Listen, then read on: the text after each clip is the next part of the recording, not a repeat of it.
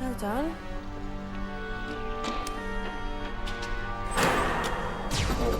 You're lords and masters.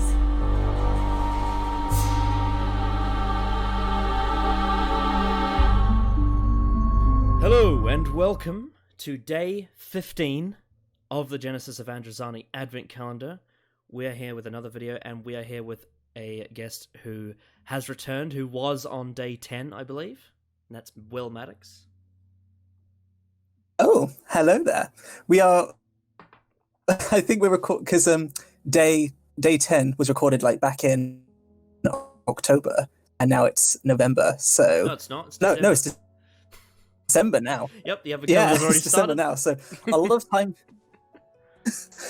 A lot of time has passed, and I have a lot has changed. I have like sort of gotten more into a vibe with my presentation style because I've done a fuck ton of videos since then, like some top 10 lists of doctors. So I should be a bit more confident and a bit less, oh no, what am I doing? I'm so awkward. That's funny though, because it's only been 5 days since they saw your last video on my channel.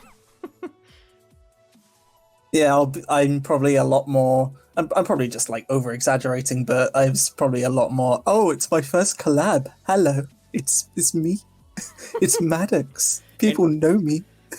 Anyway, so we're going to be doing a video that is kind of a sequel to a video from last year's calendar, and that is another 10 underrated stories. So obviously last year, Adam and I, on the Advent calendar in 2019, we did 10 underrated stories and 10 overrated stories, and I was potentially planning as a backup if something fell through with Adam in terms of what we usually have planned for this. I was going to potentially have him on this video, see if we could do it again, but unfortunately his schedule is just so busy at the moment, and I have decided to find a replacement for this one, and I found a suitable one. So basically what we're going to be doing, like last year, is we each have 10 underrated stories that we have written down, and the way we're going to do it was going to do I do one, he does one, blah blah blah, something like that.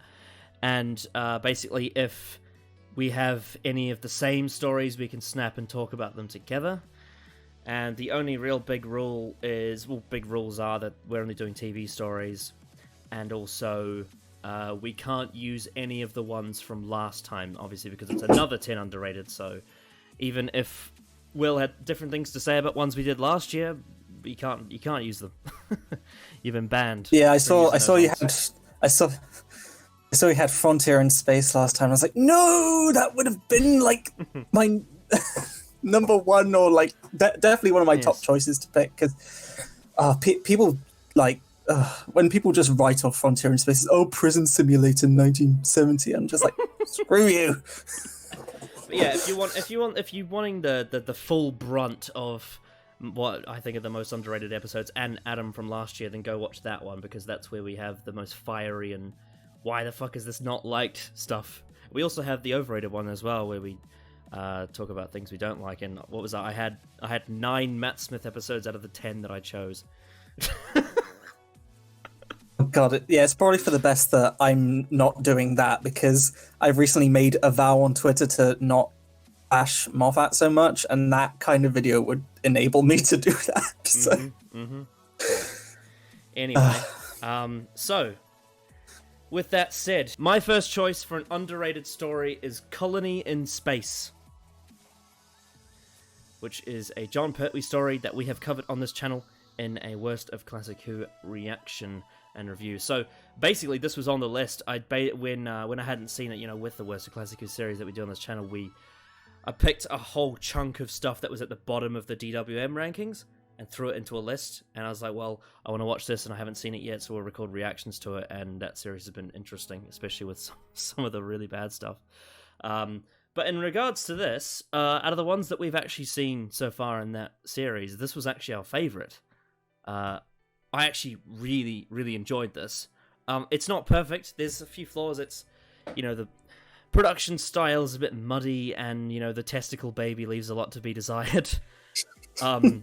And yeah, it's admittedly, like, if you're not into the whole politics thing, then it wouldn't be for you. And also, it does it does kind of have that sort of recycled Pertwee story thing going on to it, where it feels like a bunch of things that you would find in a Pertwee story lumped together.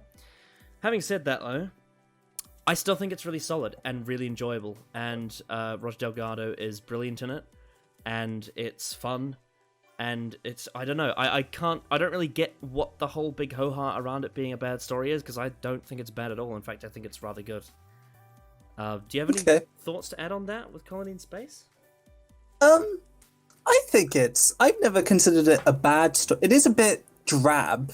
It's not bad at all. Again, Roger Delgado is fabulous. And Joe's pretty good, because I often find in season 8, Joe is she's all over the place. Like in one story, she is like completely out of her depth and really like damselly and meek, but then in like some other stories, she's more confident and badass. And Colony in Space, I think, is definitely her peak in season 8. I think she's pretty good in that story. There's this really funny bit where she gets captured in the Master's TARDIS, and it's almost self-aware. It's like, oh, we've done this before. Oh yeah. Oh god, yeah, the laser in the Master's oh yeah. Yeah. I remember that now. Yeah. I love those really stupid cliffhangers where the robot comes in with its claws and Pertwee goes, "Oh no!" Yeah, he collapses onto the floor. Yeah. Oh yeah. A great thing about that story. The Master is the adjudicator. Is that the word? Yeah. Adjudicator. He's the thing. And the Doctor like keeps trying to warn the humans, like, no, don't trust him. He's not who he says he is. And then the Master just comes in all smug, like, ah, yes, and are you who you say you are? Do you have your pass, Doctor? It's just it's just really fun watching the Master just smugly, like, yeah. And there's just some... So not a bad choice. There's some like hilarious bits where it's meant to be in the far future, but they still have like paper calendars.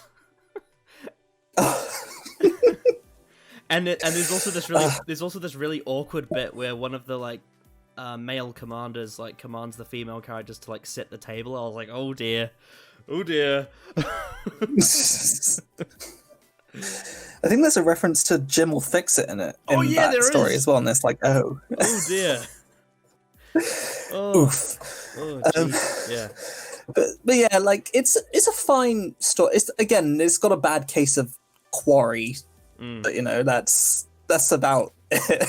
Yeah, it also, interestingly, I believe Russell T Davies based Utopia on Colony in Space, because it has, it's in a quarry and it has a rocket ship with people in it that were allegedly going to die. And the Master's there. And the Master's there, yeah. It's interesting. I feel like when Russell was writing Series 3, he maybe watched a bunch of Master stories and thought, I'll just have that. I'll take that, and I'll take that. Colony in Space doesn't have Chantho, though. No, so it's automatically inferior. Doesn't have Captain Jack either. Yeah. Oh god, yeah. But John Pertwee himself, his performance in that story is actually brilliant. He's especially when he's with people that he disagrees with. Yeah, I stated this in my worst to best. No, not worst to best. My top 10 third Doctor stories video. John Pertwee, he's always great. I can't off the top of my head think of a bad performance he's given as the Doctor, but I think he is at his absolute best when he has a sense of urgency, like when there's a really tense scenario, or when like he has some really like arrogant knob just disagreeing with him. He's like, listen, man. Good grief, heaven's sake. Yeah, he's great at the start of Claws of Axos, when he's like, England for the English, are you mad? Good heavens, man. Yeah.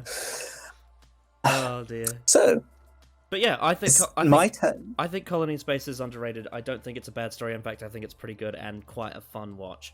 What is your first choice? My first choice is from a season that I honestly don't like that much, but this is like pretty much the highlight of the season. State of Decay. Ooh. From Tom Baker's last season. I mean, it's not on my list, but I would agree with you. I love that one. That one's a brilliant story. But yeah, like season 18, I snooze fest because Tom Baker looks like he wants to kill himself because he's so bored. And the story's like I guess I'm just more of a whore for like jovial, light-hearted, witty Tom Baker, because the jump for that to season 18 is like, oh god, no, it's so dreary. They're very different. But with State of Decay, yeah, especially when you watch but, season 17 and 18 back to back, you notice a big difference. yeah, oh god. But I think like full circle on State of Decay, I'm not a fan of Warriors Gate. I know you are, but I think those two stories really like, because I know like season 18 has that epic science fiction vibe, but I honestly find it quite sterile and unappealing and cold in a way. But I think in State of Decay it works like really well. It's a rare instance of Tom Baker actually seeming like he gives a shit while acting in this story, because as I said, in most of season 18 he looks like he wants to kill himself from boredom, but in State of Decay it looks like he's actually putting some effort in. There's some nice character moments between him and Romana. Terrence Dix is writing it, so it's Terrence Dix is my favorite. Terrence Dix is my favorite TV writer, I think. I can't. Did he do a single bad story? I don't think so. He's pretty good. I think I'm pretty sure State of Decay was meant to be where Horror Fang Rock was in season 15, but then they replaced it with Horror. But I'm glad we got both. Yeah, Horror Fang Rock is like one of my favorite Tom Baker stories. I mean, he also did the Five Doctors. He did Robot. He did the War Games with the Malcolm Hulk. He's pretty fucking good. And script edited pretty much all the Pertwee era. Yeah. Didn't he? Or was that? Yeah. Yeah. But yeah, it's hard to articulate something else about it. But I do like the vampires and like that. It's sort of like, it's not quite like Hinchcliffe era gothic horror, but it's almost that, but mixed with the style of season 18. And again, we talked about this in the other video, but like Time Lord lore, like ancient lore, typically boring, but in State of Decay, because like the great vampires are from the old times of Gallifrey or something like that, and it's actually quite Lovecraft. Is it Lovecraftian, or like this? It adds like a sense of like, it's a way of adding mythology, but not making it feel like a lecture, like say The Timeless Child. Yeah, of course. It's actually like it's actually like interesting to hear about, and also Adric is a little shit in that story. Yeah, he is. Like there's that bit where he and Romana, like it's such a wonderfully hilarious, like it's he and Romana are captured, and like Romana's gonna be sacrificed or whatever, and then Adric is like, well, I'm siding with them now. And then Romana is like, how dare you, Adric? And he's like, well, there's no point in both of us getting our head in the noose. Like, it's a choice between that and joining the Diners. It's like, oh, Adric, you still fucking shit. Yeah. I agree. But yes, I agree with you. It's a brilliant story. Needs to be talked about. And a great, an interesting world as well. And that's pretty much all I have to say. The visual style as well, the red like color grading on it is brilliant. Well, not color grading, but lighting, because they didn't have color grading back then. Well, apart from Inferno. And there's a cliffhanger. and there's a cliffhanger with bats, and that's quite eerie. Yeah. I wish I could say more about it, but I've only watched it like 3 times, and that's like been part of marathons and stuff. So I've only watched it once, but it was about 10 months ago, so I remember it pretty well. Okay. Yeah, I agree. I think it's great. I love it. So that's good. Is it your turn next, or my turn next, or my second choice is one that I feel like people thought I was going to put on the first list. And I have no idea why I didn't, because it's kind of the story that I stan a lot. And I actually honestly don't even know why I didn't put it on the first underrated stories list, but it absolutely is one of those stories that gets quite a lot of flack from some people, and I think it's a bloody banger of a story, and that is Aliens of London and World War III. I was almost going to put that on my list, but I almost like I had foresight that you were going to put it on yours, so I deliberately left it out of mine. Yeah. So, I can't remember why I didn't choose to put it on the last one, because I fucking love the story to bits. It's brilliant. I would say this and The Ambassadors of Death have the best examples of using a news presenter in a story.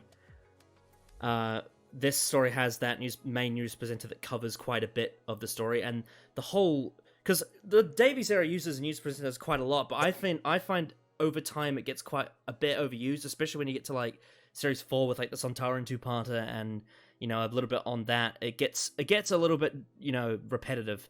But here, yeah, bloody Trinity Wells everywhere. Exactly, and it's kind of just used in and out. However, the difference is here, the news presenter in this story is an actual character that's reacting to the villains entering 10 Downing Street, and it's really, really interesting. Oh my god, that bit's amazing. In World War III, when like the Slitheen are inviting like a bunch of other people in who have like fuck all to do with what's going on. Yeah. It's like, so good. oh, here's this person from the blah blah blah blah blah. What these people have in common is I have no idea. Yeah, but this two-parter is just so filled to the brim with so many things I love in this show. So the first thing that I absolutely love about this story is it's the first time we see what happens if a companion comes back home, but then the Doctor has fucked up the time travel. So Rose ends up coming back a year after she left rather than a day or 2 days. And that has a massive impact on Jackie and Mickey. And I love that. It's brilliant. The way that, you know, for Jackie, it's like she thought her daughter was dead for that whole year, and there's missing posters of her around. Her life's turned to shit because of her leaving, and then, you know, there was suspicion of Mickey potentially murdering her. It's really interesting. It's really interesting how a simple mistake in the TARDIS has caused all of this to happen. On top of that, this story, and I mean, I don't want to get too political, but this story does a really interesting take on like 9/11 conspiracy theories, because obviously you get the Slitheen decoy ship that crashes into Big Ben, which is like a mirror of 9/11, and of course that is a fake ship. But also, not only is that an interesting take politically speaking, but it's also a great part of the plot, because this allows the Slitheen to sneak into Downing Street and get power while no one's paying attention. It's so awesome. And then, on top of that, Jesus Christ, man, there's so much I love about the story. The entire build-up in part 1, all the mystery around it is so well done, so well executed, just the pacing is perfect, it's blended in with this beautiful character drama, and the actors who play the Slitheen are so hammy and so brilliant, and I love them. They have some of the funniest dialogue I've ever seen. It's just meme after meme after meme, and there's it's lines like, "Do you mind not farting while I'm saving the world? Rather silent but deadly." And then, you know, "I want to be naked." It's just lovely. I think the cliffhanger doesn't get enough credit. Oh yeah. Because I'm always a fan of, I think some of the best cliffhangers are the ones where it's multiple scenarios being attacked by the same threat. So like Slitheen unmasking, like with the Doctor, with Rose and Harriet, and with Jackie, like that's good. Mm-hmm. Yep. And also, like those kind of... and just like I think this is the story in New Who that has the most like focus on the domestic side of things. I think most of the like some of the Russell T series openers like Rose and Partners in Crime do as well, and I'd say Sontaran Stratagem to an extent. But I feel like Aliens of London World War III is the one that spends the most time around that sort of lower class domestic area of London, if you know what I mean. And yeah, I just find that whole underground approach to it really interesting. It's sort of a unique trait that the Eccleston era has, because a lot of what, because I love the Tenant era as well, but a lot of what it does when it's in London there is quite sort of on the higher up, and it's more like larger than life and sort of blockbuster. Whereas this is more sort of like in the underground with all these like the Doctor's sneaking through this base where Unit is, and even bloody Tosh from Torchwood is there, investigating this like pig, and there's just so many things that are unique to the story that are different to other ones, and there's just so much great mystery. And Chris Eggleston gives an absolutely astonishing performance in this two-parter. He's excellent. I love him.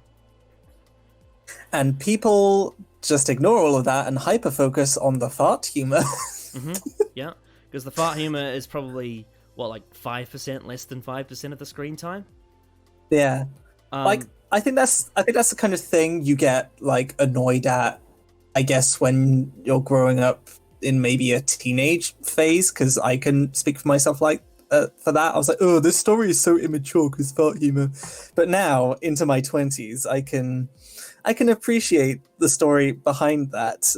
And well, I think, in fact, even then, to an extent, I would even defend the fart humor, because it has a double whammy to it. And what I mean by that is, as a sort of surface level joke, kids would like it, as you'd understand, because, farts are funny, whatever, fat people farting. And then on the other side of that, if you're an adult watching this plot and you're really invested in the Slitheen characters, what I find is that it's not so much that it's Slitheen farting is just for toilet humor. There's also an element of arrogance, in the sense that they know they're in power. And there's that scene where they take over the body of the general of Unit or something. I can't remember his name. He's played by Asquith, I think. He's played by the actor who plays Jon Royce in Game of Thrones. And it's the scene where he says, "I command you, stand down this instant," or something like that. And what I love about that is they're just playing around. They're in such a position of power that they don't give a shit. And like this man who's part of Unit is like, we have a crisis at hand. We need to take this very, very, very, very seriously. And the Prime Minister is just farting at him. It's interesting. And oh my god, how could I forget Harriet Jones, MP for Fly Down North. She's in this. Prime Minister, or former Prime Minister. Yep. Harriet Jones is in this. This is her introduction, and she's great. And there's just Wilson, goddess. Yeah, it's such a unique domestic political story with some really hammy villains, and the plot is so well structured, so well written. All the actors are putting their all into it. And the character development for some of the characters in it is fantastic, especially Mickey, especially towards the end. How, the Doctor at first really didn't see much in him, but then by the end of the story, he has to rely on Mickey to save the day. I thought that was a really cool bit of subtext, especially with the very end of the story where there's that bit at the very end where Mickey says, I don't really want to travel, but then when Rose is sort of asking him if he wants to join, he says, "Oh, the Doctor doesn't want me on," but then there's like a wink because there's like a common understanding between them. It's a nice bit of character development between them, because the Doctor and Mickey's relationship is quite a complicated one. It goes through many phases, very many ups and downs, and it definitely ends on a high. But this is the first time that they really start to understand each other more, and that's a really good thing. And then there's that beautiful final scene where Rose tells Jackie, "I'll just be back in 10 seconds," and then she isn't. Yeah. And then the show ends there because it turns out Rose died on another planet or something. Yeah, true. But but again, like that whole thing of showing how time travel can have consequences on family at home is something that Russell T did in Series 1 that we'd never seen in the show before. So I think it's a really, really unique way to approach an episode. And it's just so underrated. I appreciate the human drama of Russell's era, particularly Series 1. Mm-hmm. And the Tyler family is his best family because, Jackie is bae and better than Francine and Sylvia, and I dare say better than Wilf. Ooh, controversial. I know. I don't think there's any more character that's more like lovable than Wilf, though. You know, he's just a soft teddy bear. Yeah, Bernard Cribbins. Yeah. There's no scene. So is it my turn? Before it will be your turn very soon, but I'm just gonna slightly touch on one thing I wanted to get on. Sorry, I thought it was over. Not to do with Aliens Line of War 3, but what you mentioned Wilfred. For me, there is no scene in Doctor Who that is more touching than the scene at the end of Journey's End when Wilfred says to the Doctor, "Every night I will go up on that hill and I'll look at the stars and think of you." That is a lovely. Thank you, Wilfred. He doesn't say that. I know. It's more like, "Thank you." And he's standing in the rain. That's brilliant, Wilfred. Oh dear. Yeah, it is a nice Yeah. scene. It's a lovely scene. And he's standing in the rain with sad tenant hair. Anyway. Wilfred salutes. Yeah. But yes, Aliens Line of War 3 is a bloody banger. What's your second choice? I agree. I almost 99.99999% suspect you will also have this on your list. And if you don't, I will be extremely surprised. But it is from your favorite era. It's the introduction of one of the best companions, Smith and Jones. It's not on my list, but I do agree it's a brilliant episode. Connor! How could you? Because I feel like it does get quite a bit of praise, to be fair, within the circles that I've been in, but go ahead. It does, it's not really, like, its praises aren't sung enough, I don't think. Mm-hmm. You're like, right, you are right, though. You are right, though. I don't think anyone calls it a bad story, but everyone just kind of is like, oh, whatever, Smith and Jones. But I think I like the Jadoon. The Jadoon are great. Mm-hmm. I mean, the animatronics in this story are quite shit, especially compared to what they've done recently. Quite funny is that I've reviewed that a couple of months ago, and I realized that the only time that they speak in their own language is when they first appear. In that episode, and then for some reason that's really memorable, despite the fact that it's only like 5 seconds of screen time. Then the rest of the story they speak English. You will be catalogued. Oh, that hurt my throat. Ow. But yeah, I love the Jadoon. I also like the Plasmavore. She's like, I was scared of her as a kid, but nowadays she's like, why should I have cake? I've got my little straw. You're gonna burn with me, burn in hell. It's got like she's also like kind of intimidating because one of my like things that sends the shivers up me is like blood loss and vampirism. Mm-hmm. So like seeing, is it Dr. Stoker, like his corpse on the floor drained of blood. Mm-hmm. And then when she does it to the doctor, but yeah, also just Hospital on the Moon, great image, great premise, just yeah, brilliant. And of course, last but not least, Miss Martha Jones. Of course. The joint best companion of New Who with Donna, maybe? I would agree with that. Yeah, if not, she's definitely in the top two. Do we great count, introduction. Do we for count? her. Do we count Captain Jack as a companion, or is he a side character?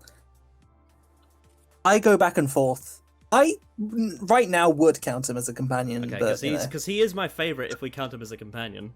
However, if we're talking about the ones that are the main companions that travel with the Doctor in the TARDIS, Martha and Donna are by far the best for me. Yeah. Yeah, her introduction is great. I honestly think this episode is better than Rose, like the introduction to New Who. Mm-hmm. I think it's the best series opener that New Who's ever had, to be honest. Yeah, and I think it succeeds because like there's that bit in Rose. I like Rose, but there's that awkward bit in Rose where like the Doctor's he's at the mercy of the Nestine basically, and like Jackie's about to be shot and stuff, and it's on Rose to save the day. What's she gonna do? she's gonna whip gymnastics out of her ass. Like, did you know I got the bronze? But with Martha, we know she's a medical student. We know what skills she'll have, and she actually saves the day using those skills to save the doctor and, lead the Jadoon around and stuff. Absolutely. And work the, is it the radiation? It's the machine which they use to destroy the slab. And then Tennant goes, my shoes or something. Oh, yeah, I love that scene. And she's like, you're completely mad. He's like, you're right, I look daft with one shoe, barefoot in the moon. And then we get a close-up shot of his feet, and then Tumblr goes wild. And then it keeps going, because then he has that, I love that whole scene where he does the Troughton thing of pretending to be someone he's not. And he's like, what is this rhinos on the moon? and then he's like, I used to work as a postman, hence the bunions. Oh yeah, I like that bit where he's like talking about the MRI thing, and he's like, if doesn't that look like an MRI unit? Because I learned that in Also, this episode is the debut of the blue suit, and I love the blue suit. Yes, blue suit is better than brown suit. Yes, and just throwing that out also there. one other brilliant detail about this episode that a lot of people don't notice is there's that thing that the Doctor does to Martha with the time travel cheap trick, where at the start of the episode he appears and takes his tie off. Just about to mention that. And what's so brilliant about it is that's exactly what the Master does to him for the entire Series 3. Because the Master, Harold Saxon's already there at the start of the series. Just like how the Doctor's there at the start of Smith and Jones, and then that takes place at the end, whereas with Harold Saxon, it's like the end of Utopia, and then he travels back, and he's there at the start of Series 3. Brilliant stuff. Yeah. I also think, because in my worst to best Doctors videos, I infamously said that I don't think the 10th Doctor is very interesting in Series 2. But I think Smith and Jones is the point where the 10th Doctor, like, when he, like, walks in and, like, does that tie trick, I'm like, I'm now in love with you. Yep. Like, this is the point where I can get on board with you, 10. Well, I do really like 10 in Series 2 a lot, but I think Series 3 is where he becomes my favourite Doctor. That's where he peaks, and I'm like, yes, here we go. Character drama. Yeah, we get that scene at the end where he's like, no, you're not replacing Rose. But, over the years I've come to understand, like, 10's angst, and, it's fine. I think his acting in the scene where they're on the balcony is brilliant when Martha mentions how her cousin, obviously played by the same actress, Adewale, died in the battle, and then the Doctor is now having, like, PTSD flashbacks to it because that's where he lost Rose. I thought that was a really well done scene. And he just sort of looks into the distance. And it's very different. It's something that we hadn't really seen from him before this point, which was great. I think it was also the first episode I watched on broadcast. Oh, okay. I don't think it was the first I ever saw, but because I didn't watch series 1 or 2 when they came out, but I was like sort of shown them after broadcast by my cousin, and then I sort of became a fan in the interim between the series, and then series 3 was when I actually like finally started to watch Doctor Who as it was coming out, and Smith and Jones was my first as far as I can remember, so it's quite good. It's also quite a minimalist cast, which helps maintain the focus on the leads. Yeah, that's good too. Yeah, also Martha's family is hilarious. I love how that bit where her dad's like a sugar daddy to that girl. Annalise, yeah. Yeah, she's like, take me shopping, big boy. Oh, hi, Martha, hi. And then they have that argument at the end of Quiz. and then she's like, I'm never talking to your family again. And then Martha's dad's like, I'll put my foot down. Here's me putting my foot down. Oh, it's brilliant. I love it. Spin-off for Annalise. Get on that big finish. Yeah. Annalise. But yeah, Smith and Jones is a bloody absolute barnstorming classic, and you're right, it is underrated, and I should have put it on my list. But that's neither here nor there. Should I go for my next Your one? turn, sir. My turn. Yes. My third pick is a 7th Doctor story. Oh, so I don't have it. Yes. Well, there you go then. My third choice is the Happiness Patrol. I would agree, but at the same time, I think everyone says it's underrated nowadays. At least everyone I know, so I didn't put it. Well, But I do agree it's a great one. yes, because everyone's like, "Oh, the Candyman is shit." No, he's not. The Candyman's great. Shut up. You're wrong. Yep. It's fantastic. The direction is fantastic, especially the sort of noirish start. But then it also has, it's kind of a brilliant balance of like what you want out of a McCoy story, because it has that dark edge to it mixed in with that sort of rainbow like 80s garish sort of color as well, and it just gets it balanced right with a really, I mean, it is very heavy, but it has a really heavy like political plot throughout, which I thought was really well done. And it has one of my absolute favorite performances from Sylvester McCoy in it. I think he's brilliant. There's a scene where he's I don't know if he's singing on stage or if he's playing an instrument on stage. I love that scene. But my favorite scene from him in this story is, "You like guns, don't you?" I bloody love that one. That scene is just so good. Quite possibly my favorite scene from McCoy in the show. I don't know. There's quite a few that I could choose from. And it's a lot of fun. It's really dark. And there's that scene where he drives that little car and it's really funny. But yeah, it's really nihilistic, but also being clownish at the same time. And it's kind of, it's a really, really, really, really good story. And I think that when people talk about great McCoy stories, they tend to bring up, Remembrance and Greatest Show on the Galaxy and Curse of Fenric and Survival, like, as they should. But I think Happiness Patrol belongs in that conversation as well. I think it's excellent stuff. I completely agree. It's such a cynical story. Like, there's that bit where I can't remember what character it is. He dies pretty early in, where he's like tending he's tending that game machine. I can't remember what it's called, but he gets electrocuted. Yeah. And then the Happiness Patrol member on guard just walks up and just says, in the most cynical, almost punchable voice, like, "I think he got a buzz out of that." Quite a shocking display. And then Ace is like, "Fuck you!" Yeah.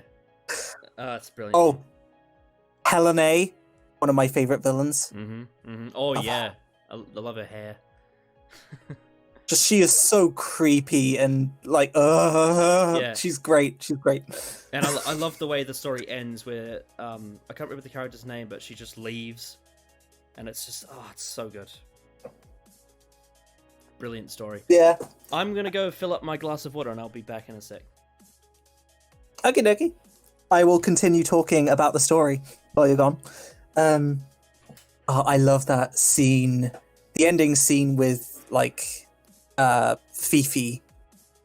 Like, when the doctor has told... damn it, I'm bad at improv. When the doctor has told, like, Helene that happiness can't exist without sadness, like, side by side. And at first, Helene... at first she refuses this, but then she sees Fifi and starts crying, and then Ace is like, "Can't we do something, Professor?" And he's like, "'Tis done." That's such a great moment. And the harmonica music score is great. Yeah. And what I was going to say is that I remember when I watched Smile for the first time from Series 10, I thought, this has a brilliant idea behind it, but there's just something about it that's not pushing it to that really high level. Because I still like Smile, but not I don't love Smile. And then when I watched the Happiness Patrol, I was like, yes, this is what I wanted from Smile. This is if Smile was a fucking classic, you know? It's got especially with the similar... Smile nearly made my list. Really? Yeah. I do think Smile is good, though. I do think it's good. But the similarity of them being the whole thing of like lore around happiness is brilliant. I love that idea. Yeah, it's a great story. Both of them. Yeah. The only problem I think with the Happiness Patrol, because it used to be my favorite McCoy story, but on my last rewatch, I do think it needed just an extra part, just one extra part to be a four-parter. It would have been, I think then it would have been like perfect. Also, there is a slight continuity issue with Ace's badge. I think she picks it up in Greatest Show in the Galaxy, but she already has it here. I can't remember how it works. Oh yeah, something like that. Because this was meant to be this was meant to be the last story of season 25, but then they had to switch it round so that Silver Nemesis could be on the anniversary. Fuck my life. Yeah. Anyway, what's your third choice? My third choice.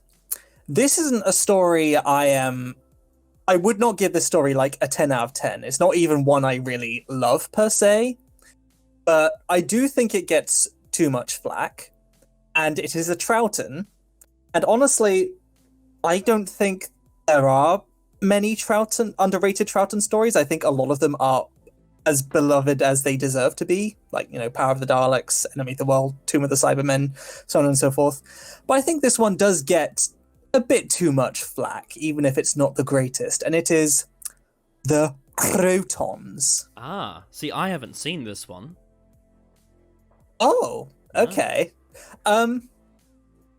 People just... I don't know what it is, like, why people tend to dislike this one. Because I think some people just called it a boring retread of a story, like, just, but I don't know. I think it has some. Do you think it has a sort of like? Usually, do you think it has like a colony in space effect to it, where it feels like a retread, but it's not that bad? Yeah, it's a bit like that. And usually in Second Doctor stories, it's the Second Doctor and Jamie being a comedic double act and stuff. But the Crotons switches it up a little by having Jamie mostly be on his. He's actually kind of the damsel in this story, while it's the Doctor and Zoe. Having a bit of a double act going on where they're sort of trying to out-intelligent each other. It's great because there's a scene.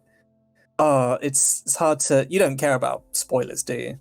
I don't really know what happens in it. I know that there's these weird machines called Crotons, and I know that Russell T Davies likes them. The Crotons are fun. They have like Brummy accents. I saw an interview with Russell and Moffat where they said if you were to come back and bring back a villain or do something in Doctor Who again, like if you were like to write something in Doctor Who again, what would you do? So Stephen Moffat said, I'd bring back the villain and I'd use actual good effects. And then Russell T Davies said, ooh, I think if I were to write for Doctor Who again, I would talk about the Crotons and the gays.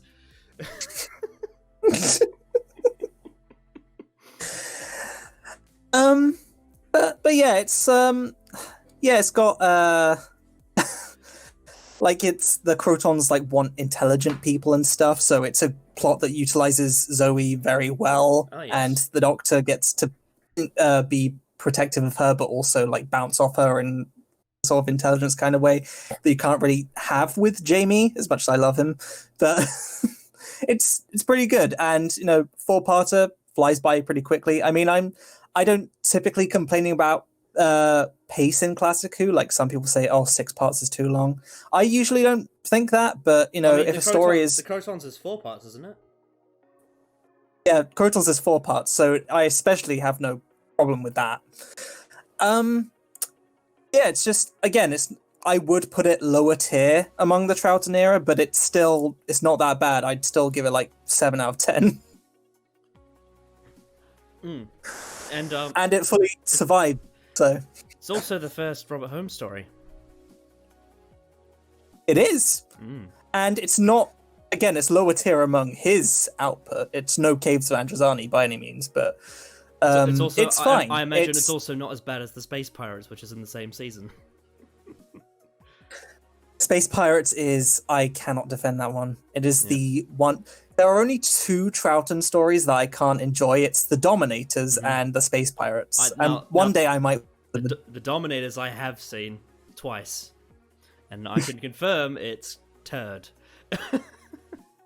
One day I might warm to it, but the Space Pirates, no way. I mean, the thing is, I've always said about the Dominators, if the Dominators was like a 2-parter, it would be brilliant because it would just be this little meme. with like, you dare defy a Dominator, you dare defy a Dominator, and it would actually be funny. But because it's 5 episodes, it's a fucking slog and nothing happens, and it's just so repetitive. Yeah, and Dulcus is such a boring planet, and like And we get it, pacifism is bad, but like, ugh. Ugh. It's like there are some great Trout and Hines slapstick moments in it though, so that makes it barely worth it, but it's still not great. Patrick Troughton being so excited that he's sonicking a wall. And then he rolls a bomb into a fleeing enemy spaceship sneakily. Yes, he does. And then there's a volcano. It's like, oh my word! Jimmy, run! Anyway, should I go for my next one? Okie dokie. Unless you got anything else to say about the Crotons. Nah, it's fine. It's underrated, but it's not like an all-time favorite. It's just fine. Doesn't deserve the hate. Well, speaking of the 60s, I have a story that I know you don't like. Oh. The Web Planet. Oh. Okay. So, I watched it back recently, and oh dear. So, The Web Planet, fun fact, is the only story I believe in Doctor Who, at least in the TV show, where the only humanoid characters are the TARDIS team. Pretty sure. Unless of course you count Edge of Destruction, but that doesn't really count. Because that's only the TARDIS team. Yeah. I think that's still the case. Yeah. Yeah. Can't think of any others. Like, where there are other characters apart from the TARDIS team, but they aren't humanoid. None of them are. They're all big insects. Whereas in pretty sure almost every other story, there's at least one humanoid side character, you know? Yeah. Anyway, so, the Web Planet. I understand why people don't like it, because it's almost impossible to suspend your disbelief. Because it's literally like, it would be like, you know, if you tried to take Teletubbies seriously, or like Barney or something. That's actually a good comparison. Because it's just so obvious that the people inside the suits are not insects. However, I just find it very charming. It's just so ridiculous, so silly, and I genuinely enjoy the action scenes with like the magic mushrooms over the lens and like the is it the Menoptera that take flight? I think it's the Menoptera, right? Yeah, they fly. And I can't get enough of the Zabi alarm clock sound. It just makes me giggle. It's just so funny. That's boop boop boop. And there's this big queen spider that sprays webs all over the Doctor and Vicky, and it's really... I don't know. Animus. I really like that whole thing of like Ian's tie going into that. What is it, like a little pond or something? It's an acid pool. Yeah, it's an acid pool, and it's just something so out there and alien about it. And it's all. I also have a slight soft spot for Galaxy 4 for the same reason, though not as much. I think Galaxy 4 is pretty mediocre. But with the Web Planet, with the Web Planet, I don't know what it is about it. I just have so much fun with it. It is way too long, for fuck's sake. It's way too long. Oh god, yeah. And it's absolutely ridiculous. But I don't know. I just think it's fun. I don't know really how to justify this one because it's not really a story. It's just it's children's entertainment, I think. Yeah, I did say earlier that I typically don't mind like stories with padding. Like I can get down with the invasion or Dalek's Master Plan or the War Games and stuff like that. I would say the only padding in the invasion is episode 7, though, to be fair. Even though it is a long story, most of it is actually pretty important. Yeah, like when I say padding, I mean like padding in quotation marks, like what other people would be like, oh, this shit's boring. Well, to be fair, a lot of the stuff that people say is padding is actually world building, whereas something like the Dominators, now that's padding. Yeah. But yeah, I do generally love padding, probably because like the alternative is shit like Series 7, where the stories are so compact, where they have no room to breathe. They don't even feel like stories. I rewatched Crimson Horror recently. I was just like, fuck, this is too short. I want more. I'm just, Yeah, it's like it's just so fast.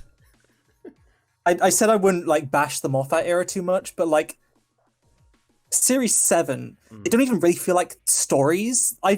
It's like the era where I'm most aware that I'm watching a product. Yeah. Like they just feel so manufactured. Well, yeah, like, because when I was a young man watching the show as it came out, like all three companion exits in Davy's era, like with Rose, Martha, and Donna, I was very like emotionally invested in the scenes when they happened. Whereas with Amy and Rory and the Angels Take Manhattan, I was just like, whoa, that just happened. Yeah. It just came so out of nowhere. Yeah, like when the alternative is that, yeah, I'll take padding any day. I'll just eat up the padding. I'll just whatever the padding. But the Web Planet is one of the elite few stories where I can't. I can't. No, thank you. Yeah, there's also that bit where the Zabi runs into the camera.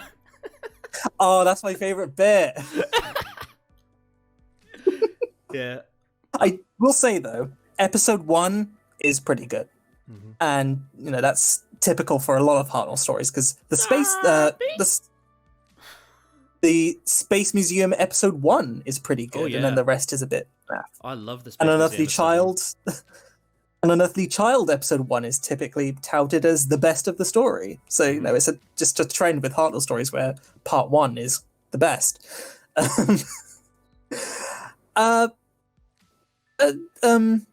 Again, it's Barbara leads a revolution. I love Ian and Barbara. They're some of my favorite companions. So a story with them can never be like less than 4 out of 10. But, you know, it's still probably my least favorite of their era. I think there's also there's a scene where Vicky's on some like uneven surface and she's sliding around. I remember that about the Web Planet. It's been a few years since I watched it. I just remember finding it fun. Oh yeah, there's those bloody like wishbone things that are made out of gold that they keep putting on Vicky to like mind control her. Yeah. And then they put it on a Zabi and then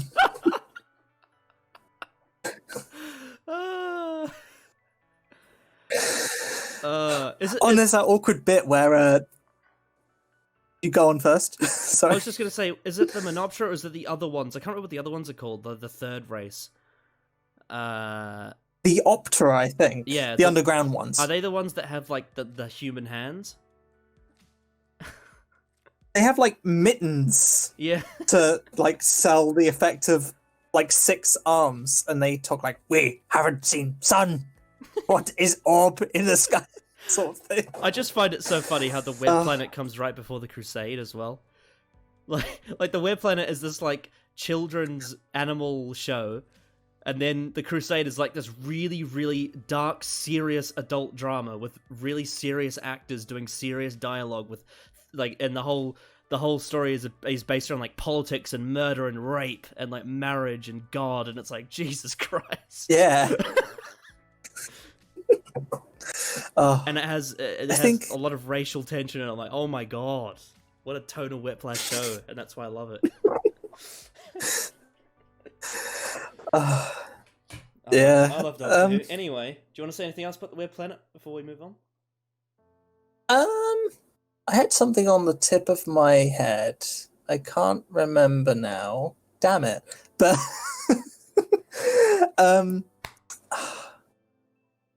I guess the Animus. It's just a poor budget Great Intelligence, pretty much. Yeah, but to be fair, it was before the Great Intelligence. Yeah, and to be fair, I'm not a fan of the Great Intelligence either, even as a Troughton fan. Really? Well, do you like the Web of Fear though? I love the Web of Fear, but I love it more for the Yeti than the Great Intelligence. I find it so funny about a lot of you classic elitist fans like you and Lord Slayer. You always talk about like, this is one of my favorite stories, but I don't like that. Like with Lord Slayer, like his favorite TV story of all time is Inferno, but he doesn't like Part 7. I just find that so funny. And then, but whereas with someone like me, like my favorite episodes, I literally love everything about them from top to bottom. So there we go. Yeah. Anyway. Like my favorite story of all time is Tomb of the Cybermen, and it is just littered with problems, but I still love it. Yeah, true. Anyway, you want to go on to your fourth choice? Okie dokie. No real build up with this. It's the mutants. Another one I haven't seen. Oh, okay. Not a lot of people typically like like I haven't really seen anyone our age say this. It's typically like when I go into Facebook comment sections and they're like, "Oh yeah, I remember watching Pertwee as a kid, but the mutants sucked. That's the worst Pertwee story." And it's like it's not that bad. I haven't really got much to say about it, honestly. It's a pretty. Well, so what I know. It's a pretty decent. Because I haven't seen it, but what I know about it is that it's based on apartheid, which is the thing from South Africa in the 1900s. And it's also 6 parts, and it has really bad, like, green screen in it. That's all I know about it. Yeah, it's quite psychedelic. Weird. Like, there are some jaw-droppingly just... Is it? I think when is it psychedelic in like a similar way that Claws of Axos is psychedelic? Or is it, sort of. or is it psychedelic in like a Greatest Show in the Galaxy kind of psychedelic? More Axos-y, Okay. I'd say. Like it's psychedelic in a way that will just make you just stare stunned at the TV for a bit. Like what, Okay. what? Like there's one bit where Joe literally just walks into a cave that is like it's not literally a rave, but it might as well be. Like it flashing colors everywhere, and then she faints in the middle of it while an astronaut is approaching her. It's like, okay. I just hear a lot of people say it's boring. I don't think it's that bad, honestly. I think it has quite a lot interesting about it, because the titular mutants themselves, they have quite an interesting life cycle, which I will not spoil because that's a spoiler. Right. Okay. But again, like all I know about it is that it's based on South African apartheid as the political commentary in it. Okay.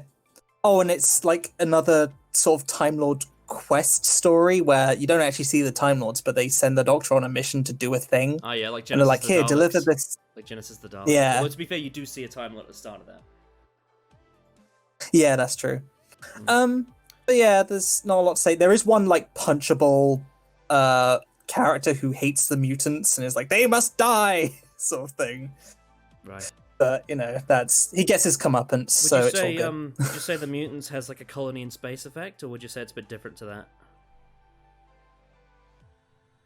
I prefer the mutants to Colony in Space, honestly. I think it's a bit more interesting, but Okay. your mileage may vary. I mean, I really liked Colony in Space, so that's an interesting take. I haven't seen the mutants, so I can't comment. But that is making me look forward to watch the mutants to see if it is that good.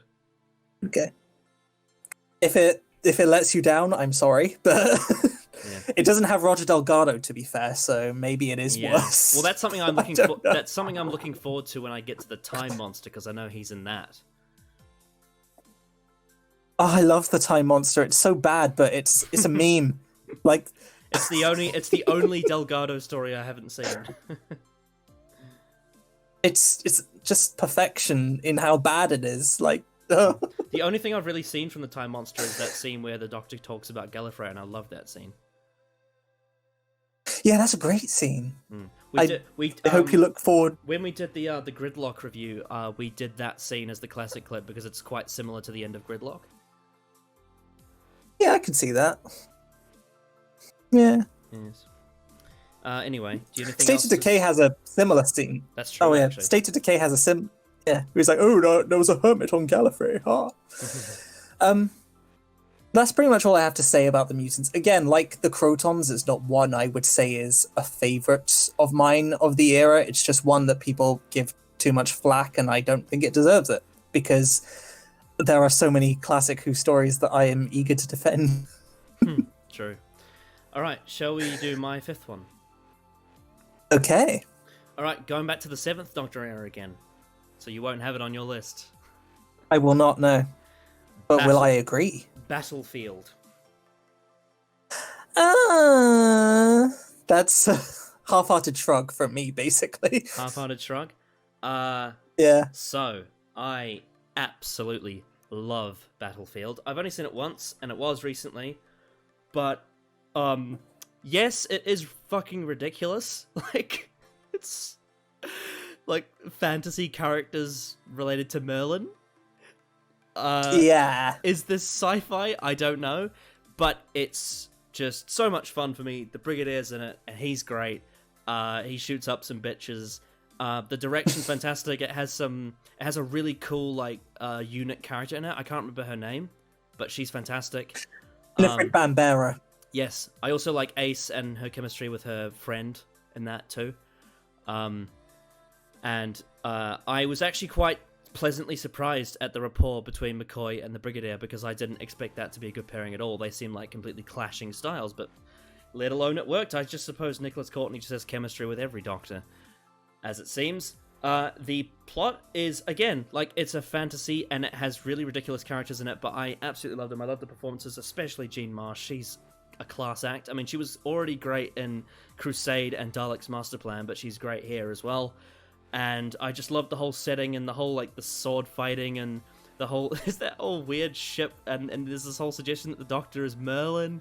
And it's just... Oh, it's so silly, and it's quite juxtaposed to the rest of Season 26, which is quite sort of... The rest of Season 20... Somber. It's quite somber, whereas this is very fun and just silly and I just have so much fun with it. It's just... I love it. I love it. I don't know how to justify it beyond that. Like, honestly, it's probably a hot take. I think I like Battlefield more than Survival. I think it's probably Wow. it's probably my second favorite of Season 26 after Kirsten Fenrick. So that might be a hot take, but yeah. Yeah.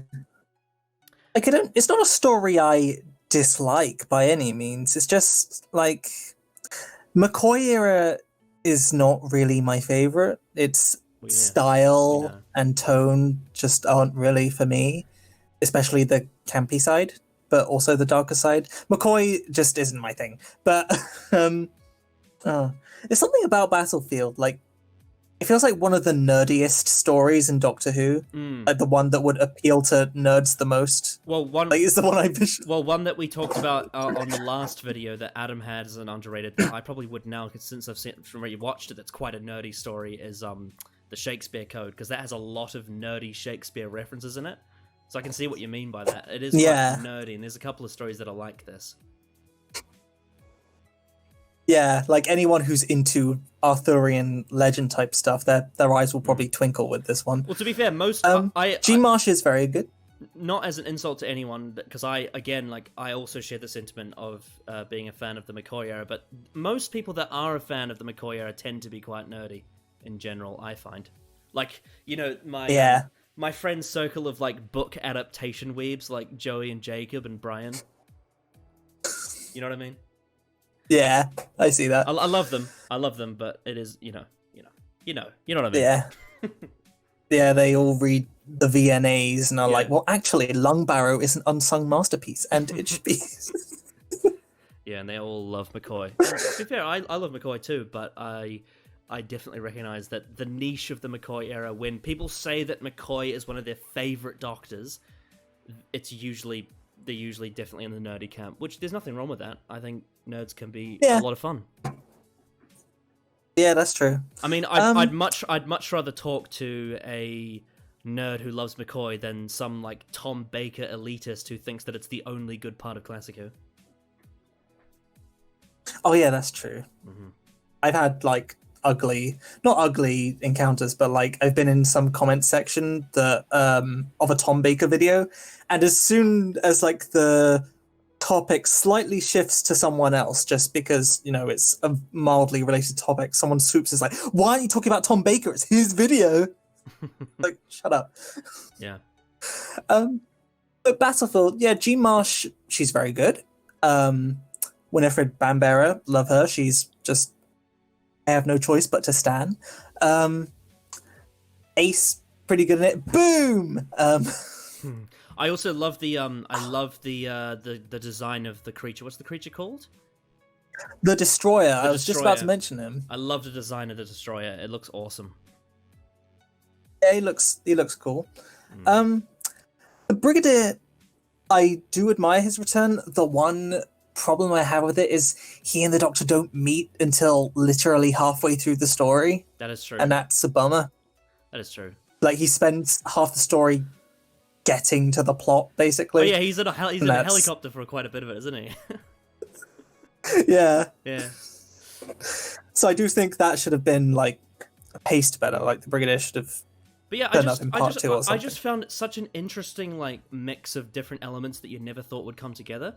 Like it's the brooding season 26 Seventh Doctor with a ridiculous Merlin plot mixed in with the like unit. It's just such a weird combination, but for some reason it just really works for me. Yeah. So, like, it's a story that I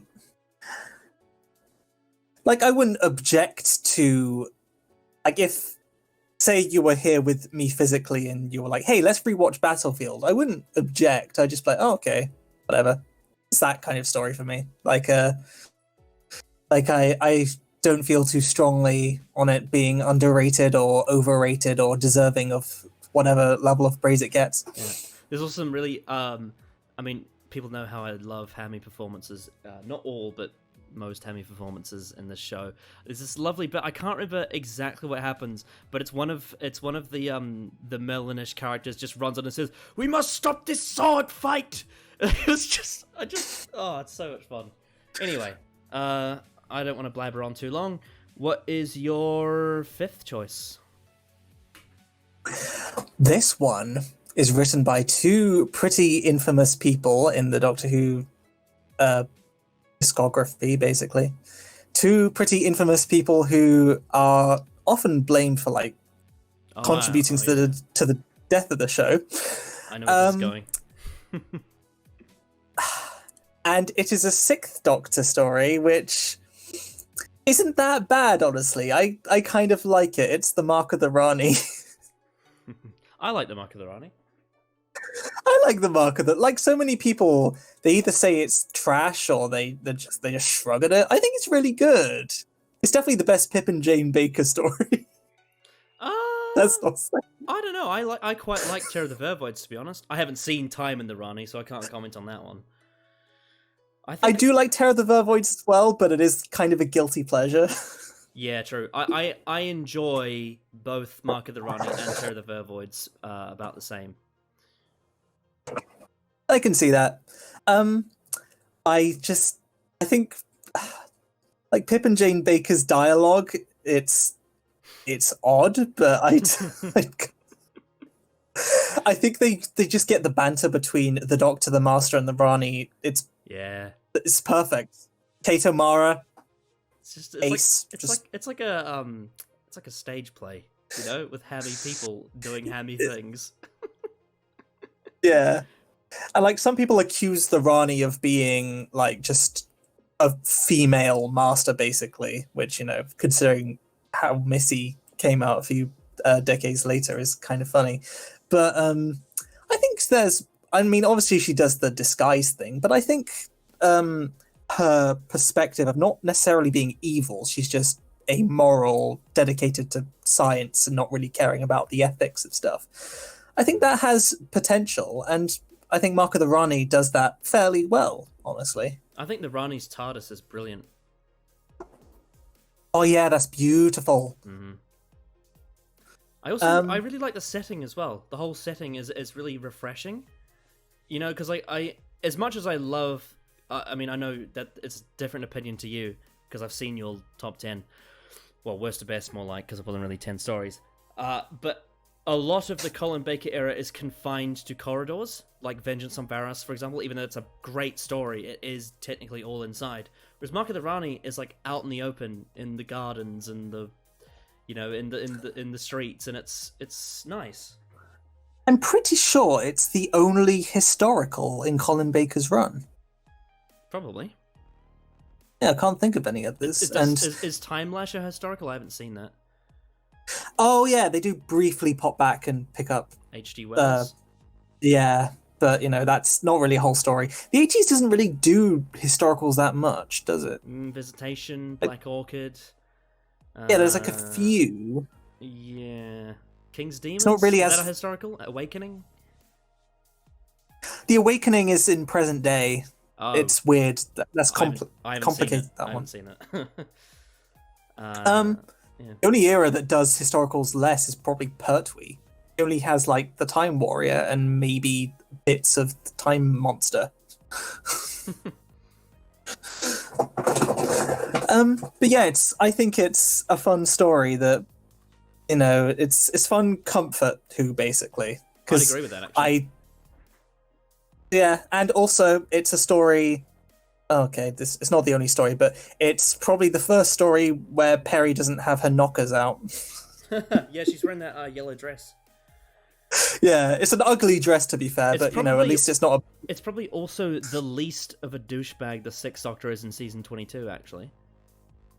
Yeah, because you get stuff like Attack of the Cybermen, unstable, and the two doctors, Yeah. where he's like, "Oh, Perry, your accent sucks," kind of thing. But I mean, literally, I haven't seen Time Lash, but I've heard about some of the stuff he does in that. Oof. I'm pretty sure also the Mark of the Rani is the only story in season 22 where Colin Baker doesn't either kill someone or allow someone to die. I think so. I can't remember off the top of my head, but Yeah. that sounds right. Because he shoots a Cyberman, and then he there's the acid bath scene in Vengeance, and then in Two Doctors he kills Shockeye. I can't remember what he does in Revelation. I know that there's that guy who dies at the start. There may be another scene I can't. Perry bashes him over the head with a stick. Oh yeah, that's right. Yeah, and then Time Lash I haven't seen, but I think there's something related to that as well in that. Yeah, he does push the ball rad into the time lash. Oh god. Yeah.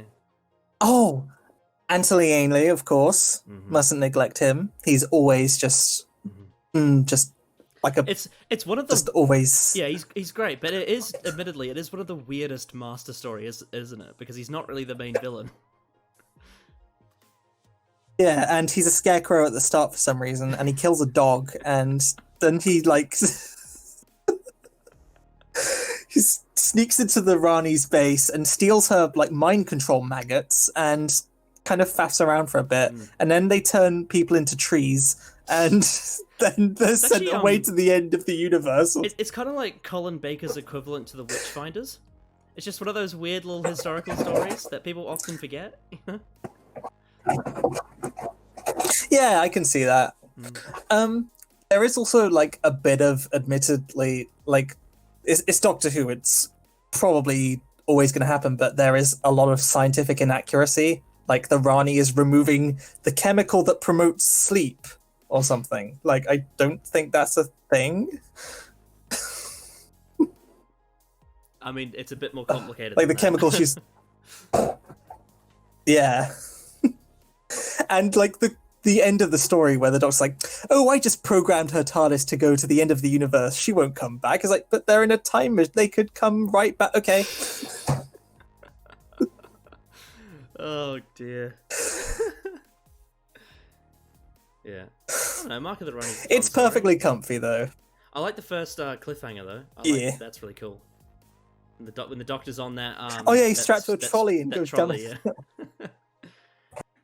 Yeah. I think Pip and Jane, they're just like Harry, no. Pip and Jane are like they're quite cute old people writers, you know? They sort of have this because like most Doctor Who writers, especially around that time, were very much like, "Oh, I'm going to have a really dangerous game show where people die." And whereas like Pip and Jane, they're just like, "Oh, there's a tale in a place with some people, and they're having, you know, they're mucking about, and oh, I'm gonna get you, you know." It's quite cute.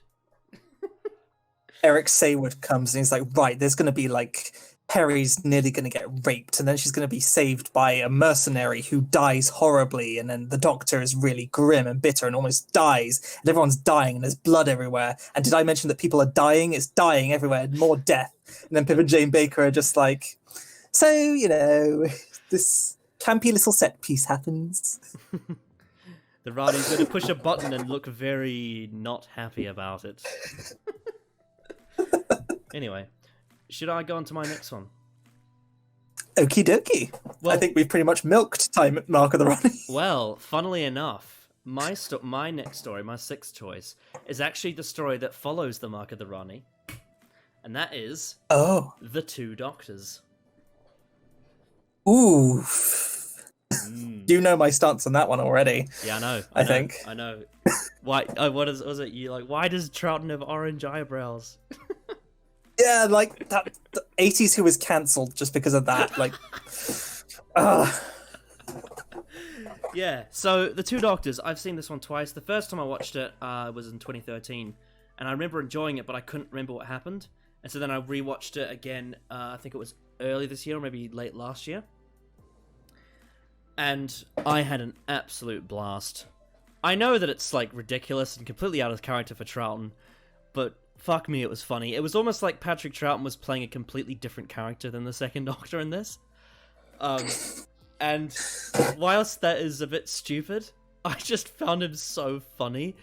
And like the whole plot around like cannibalism with Shockeye, like constantly carving up his knife, like I'm going to get my feed, and then he gets interrupted every single time is just so funny. And also I love the setting. I think it's is it in Spain? Am I wrong? yeah, there's some Spanish location filming. Yeah, and yeah. it's really it looks lovely, and so is the score. The score's great. Yeah, so I love the whole Spanish location and like Colin Baker in his summer attire. I find the rapport between the Sixth Doctor, Perry, Jamie, and Troughton to be really fun. And it is like The Two Doctors is an obscenely silly story, and it has a Sontaran in it who barely does anything. But again, like there's that whole scene where the Sontaran gets like hit in the leg, and it's just so funny, and I find it so like kind of rewarding, the fact that Robert Holmes before this in the previous season wrote The Caves of Androzani, which is like this really serious drama that is like so highly praised and like highly regarded amongst Doctor Who fans for like it's the pinnacle of the Fifth Doctor era in the 80s. It's the most brilliantest thing ever done. And then you get fucking The Two Doctors, which is just it's just a fucking joke. It's just Robert Holmes being a troll. And it's so funny. Yeah, I can see why people would be put off by this. It's a very kind of like divisive kind of comedy. I know some vegetarians are a bit put off by it because it's kind of in bad taste. And there's that whole scene where that guy dies at the dinner table and it's played for comedy. But I think The Two Doctors, it kind of plays into this like nasty sort of sense of humor that I have. I do That's sometimes have kind of like quite a nasty sense of humor, and that's what The Two Doctors kind of is. It's a really nasty episode. But yeah, when I rewatched it the last time, which was about a year ago, I was in pits of laughter from start to finish. So there you go. It worked for me. And I often people like slagging it, saying it's the worst multi-Doctor story and saying it's a piece of shit and it's terrible. And I'm like, no, it's not. It's fun. I don't think it's terrible per se. It's just kind of all over the map. Like it's one of the people that's sort of in our circle. I'm not like massively connected with him, but he is part of like the sort of the novel adaptation circle. Marcus Cotton. I'm pretty sure this is his favorite TV story. Huh. Interesting. Yep. Yeah. Yes. I'm grateful that Troughton got to have one last go at the role before he tragically died 2 years later. Mm-hmm. So that's great. And, Fraser Hines has great chemistry with Colin Baker. And aesthetically, it looks and sounds great. And there is a so bad it's good quality to it. Like, and some bits where you're like, oh my god, what were they thinking? Like, both cliffhangers have Perry be assaulted in really dodgy looking ways. Yes. Like, what were they thinking? Yeah. There's also The first one, she's getting pinned down by Jamie under a blanket, and then the second one, Shockeye, my pretty. And there's also, like I said before, the Sixth Doctor literally kills Shockeye. He gives him fucking chloroform and kills him. It's like, holy shit, this is so out of character. And he's so casual about it as well. I don't He's know so what it casual is. about it as well. Like, I don't know what it is, because like I probably sound like a hypocrite, because like, you know, like when Capaldi shoots the general in Hellbent, like I'm fucking furious about this. I'm like, no, this is so out of character. I hate this. But the thing is, like, that's kind of played for drama. And I think that might be why I don't like it. Whereas when the Sixth Doctor murders Shockeye and the two Doctors, it's played for comedy. I don't know why, but I just find it so funny. speaking of out of character, the second Doctor's got a weirdly mean streak in this because he's a lot more. I think it's because the writers have been writing for Colin Baker, and he's a lot more like they're used to him, and some of those like sharper or like biting snark bleeds over into Troughton, because there's that bit where he snaps at Jamie like, "I beg you not to speak in that appalling mongrel dialect," and all that stuff. It's like, where did that come from? Yeah, it almost sounds more like something Hartnell would say, or Pertwee. Yeah. Or even Colin. And also it just confirms season 6B's existence, and Yeah, that's true, yeah. No, the War Games was the last. It was the last. Yeah. But I won't say no to more Troughton. It's an oddity. It's like, it's such an oddity, and I should hate it, but I don't. I love it. I can understand. Maybe next time when I watch it, I'll just be like, oh, okay, you know what, this is a meme. I embrace it. It really is a meme. Troughton should be brought back for, like, someone figure out a way to resurrect Patrick Troughton and just bring him back for every Doctor, just for a non-anniversary special multi-Doctor story. Yeah, just some random story in the middle of the series. If he turned up in the middle. Also, again, might I remind you, the Sontarans are in the two Doctors. Oh, yeah! But it's, again, like, it's played for comedy, and it's really funny. Fucking hell. It's also, I could be wrong on this, but I believe the story has the tallest Sontaran. Like, the Sontaran in the story is so tall. Yeah, they have, like, inconsistent heights, and it's annoying as well. Yeah. Oh, and on the DVD, or at least before it was reissued, it comes with a fix with Sontarans. Oh, yeah, true. Yeah. God help us all. Yeah. Anyway, yeah, Two Doctors is batshit insane. I love it. What's your sixth choice? Oh, well, we talked about Smile earlier, and that almost made my list, but I decided to just be even more inexplicable and choose this other Series 10 story, which you're probably going to be baffled by me choosing, or not. I don't know, you've probably seen me choose it before, but Knock Knock. I like Knock Knock. I love Knock Knock. Yeah, I think it's really good. Because a lot of people, at least at the time, I'm not sure what they did now, but like, they just kind of write it off as whatever. Oh, and everyone comes back to life at the end. Oh, that's lame. The end. Like, that's the one part I more don't to like. it than that. That's the one part I don't like, is that the very, very end. But apart from that, I think it's pretty good. And some people like take cheap shots at like the actors, and it's like, well, whatever, really, kind of thing.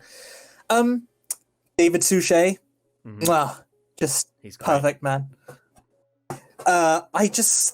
I'm a sucker for a haunted house story, and it's like not quite ghost-like levels of spook, but I don't know, Doctor Who doesn't really have that many haunted house stories, and a lot of them aren't really that good, honestly. Like Hyde, but I think Knock Knock, it's not really it's more like a haunted mansion. Interestingly, I feel like the common opinion is the opposite of us. Like, a lot of people say that Hyde's great and Knock Knock's shit, whereas we have kind of the opposite opinion. Yeah, Hyde is crap, and then Knock Knock is here actually like being entertaining, and because like it does still have. Hyde has like the aesthetic of like a sci-fi gothic horror in a haunted house, but then the ending shit.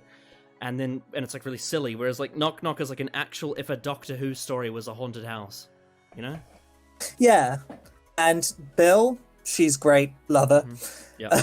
Bill automatically fixes the Capaldi era for me, just because I really like how Capaldi's like the weird granddad in Knock Knock. Yeah, like there's still elements of the cringy Series 9-ness in there, but there's something about Series 10 that it makes it feel more okay. Like I accept it there, kind of thing. It's not as grating. Yeah, like it's still sort of there, but it's not really as. It doesn't like make me want to switch the TV off like the tank scene in The Magician's Apprentice. It's like that bit where he listens to Bill's music or something. It's like, oh yes, Little Mix or something. Like in Series 9, that would make me cringe and I'd be out. But like something about the atmosphere of Series 10, I'm just like, oh, bless him. Yeah, it's more like sort of innocent and cute, whereas Series 9, it's very in your face. Yeah. Bill, again, love her. The other people in the story, admittedly they're pretty throwaway. I don't really remember any of their names, but they're serviceable and they have some fun rapport with Bill and the Doctor. Mm-hmm. Oh wait, I do remember one thing. That guy whose granddad is Harry Sullivan, apparently, but that was only confirmed behind the scenes or something. Yeah. Weird detail. I think the ants are really creepy. Oh yeah, are they ants or are they like they're definitely beetle type things, Bugs, like in the wood. Yeah, wood. Yeah, bugs. Yeah, they're great. Quite spooky concept, and David Suchet's thing of like he has a I don't know what you call it, but it's a metal thing and he twats it against the wall and it summons them. That's cool. And also the the mother, who he thought was the daughter. Well, we thought was the daughter, but then it's a twist. Is actually the mother. I thought that was a really cool twist. Yeah, and she looks great. It's it's better than the Doctor, the Widow, and the Wardrobe's wooden people. Yeah, true.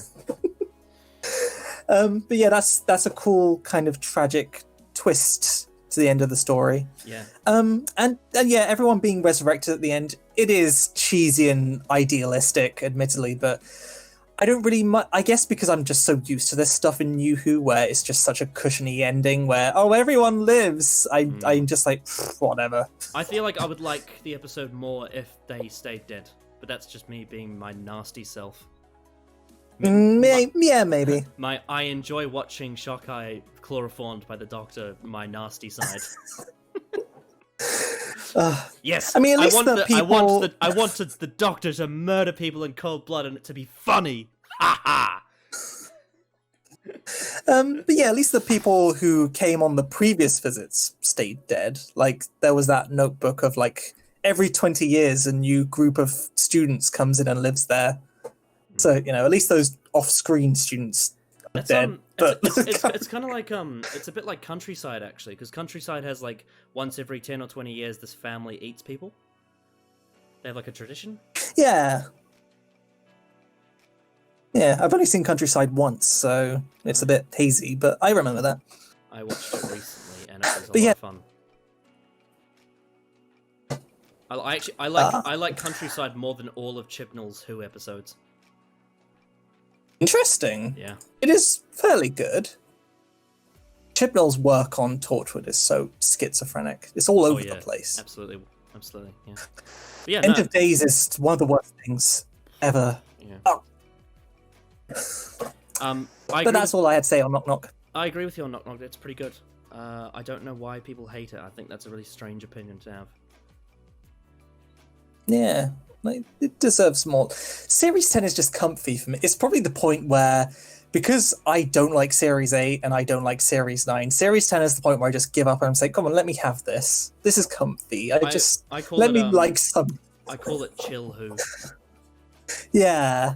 And I have a similar reaction to parts of Series 11, not all of it, but like it's Who where it's not really like peak, well-written Troughton, Pertwee, Hinchcliffe era Who, where the writing is just top notch, but it's comfy, and I'll take it for now. Kind of the difference. Doctor Who. The difference for me is that I find Series 11 to not be particularly charming. It's quite dry, whereas Series 10 is quite charming for me. It's quite a whimsical sort of, Capaldi's Doctor and his performance and everything is really interesting. Whereas Jodie, I don't really get much out of in Series 11. I just think she's okay.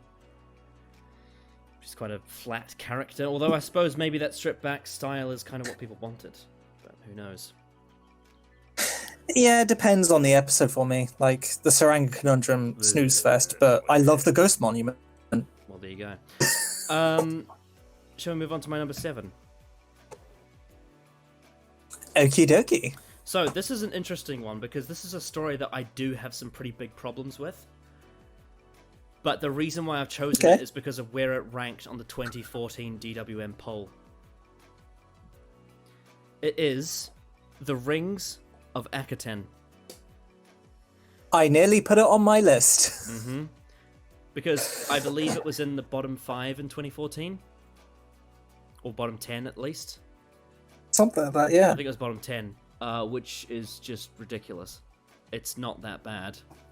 It does not deserve that, yeah. So, yes, I do have some criticisms of it. I don't like the stuff with Clara's parents in the leaf. That's not good. It's really cheesy, and the whole thing of, like, this leaf that landed on this perfect time, at this perfect moment, that brought us together, and then at the very end of the story, Clara undermines the Doctor's speech by using a leaf, and it's a bit iffy. I don't like that. That part's shit. But the rest of it... Sorry, what were you saying? Yeah, it also has just the uncomfortable thing of the 11th Doctor stalking children who grow up to be his companions. It's like, please don't. Yes. Please don't, Doctor. Yeah. So I don't like that. But the rest of it, I actually quite like. I actually quite enjoy. I like the whole setting with there's this planet with rings and it's this like big thing that's feeding on potential energy and all that, and you know. And there's this whole community with all these weird aliens, and I love the whole thing about the singing. Like, the long song is this great little song, especially considering it's sung by a child. Yeah. And it's just a fun little adventure in space, and it has some really neat, setting and alien characters, and it's a bit weird, and it's out there, and it's kind of, like, I feel like it's, like, I definitely prefer, an episode like End of the World. I feel like End of the World is like a much better version of something like this. Mainly because of the Rings of Akaten, unfortunately, having that bit with Clara's parents being shit. But in regards to just the main plot on Akaten itself, it has a kind of End of the World charm to me, where it's a sort of... It's the companion's first adventure, and she gets introduced to a bunch of weird alien things, and there's this abstract, like, sun that's consuming energy, and there's singing, and it's very cultural, and she's it's also one of the only episodes, I think it's the only episode in series 7 where, apart from the snowman, where Clara actually kind of feels like a character. And it's one of the few stories, because I have a lot of problems with Clara, and so do you, so do a lot of people we know.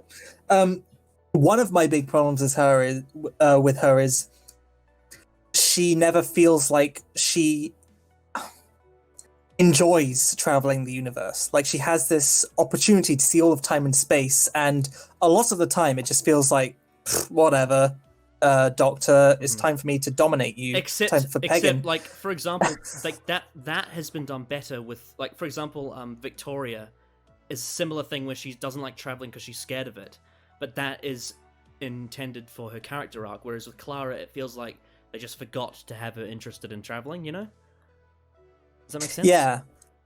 Yeah. And with the Rings of Akaten, it's one of the few instances, along with, like, Robot of Sherwood, where she actually, like, relishes the opportunity, like, oh my god, I want to see this thing. I want to, like, touch it and stick my face in it. She doesn't actually say that, but, it's that kind of energy I like in a companion who's interested in going places and seeing things and experiencing things and, like, wanting to go certain places. Yeah. And I get that in Rings of Akaten. Yeah. And it just has, like, this sort of silly romp Doctor Who adventure-ness to it that I enjoy. Like, it's I don't know, it's not like a particularly complex story, but it just has that fun sort of, oh, we're on an adventure in a weird setting with weird characters that I really enjoy. And I also, like, people know how I feel about Smith, especially in Series 7, but he has a few outstanding moments here and there, and one of them, for me, is the speech from him. I actually really like the Akaten speech. Unfortunately, it is undermined by the leaf, because it turns out that his, memories aren't one enough, whereas the potential energy of this leaf that could have gone anywhere and done anything apparently is more important than the Doctor's life, but whatever. I'm in two minds about that speech, because it is another instance where Matt Smith gets to go, hey, look at my massive dick, I've done all these things. That's true. Yeah. But I get it in the context of the episode. I think I can excuse it there. what I specifically mean is that we've talked before about when Smith is used in a way that doesn't benefit his acting style, like stuff like A Good Man Goes to War, for example, or the ranting through the Daleks, or all that stuff.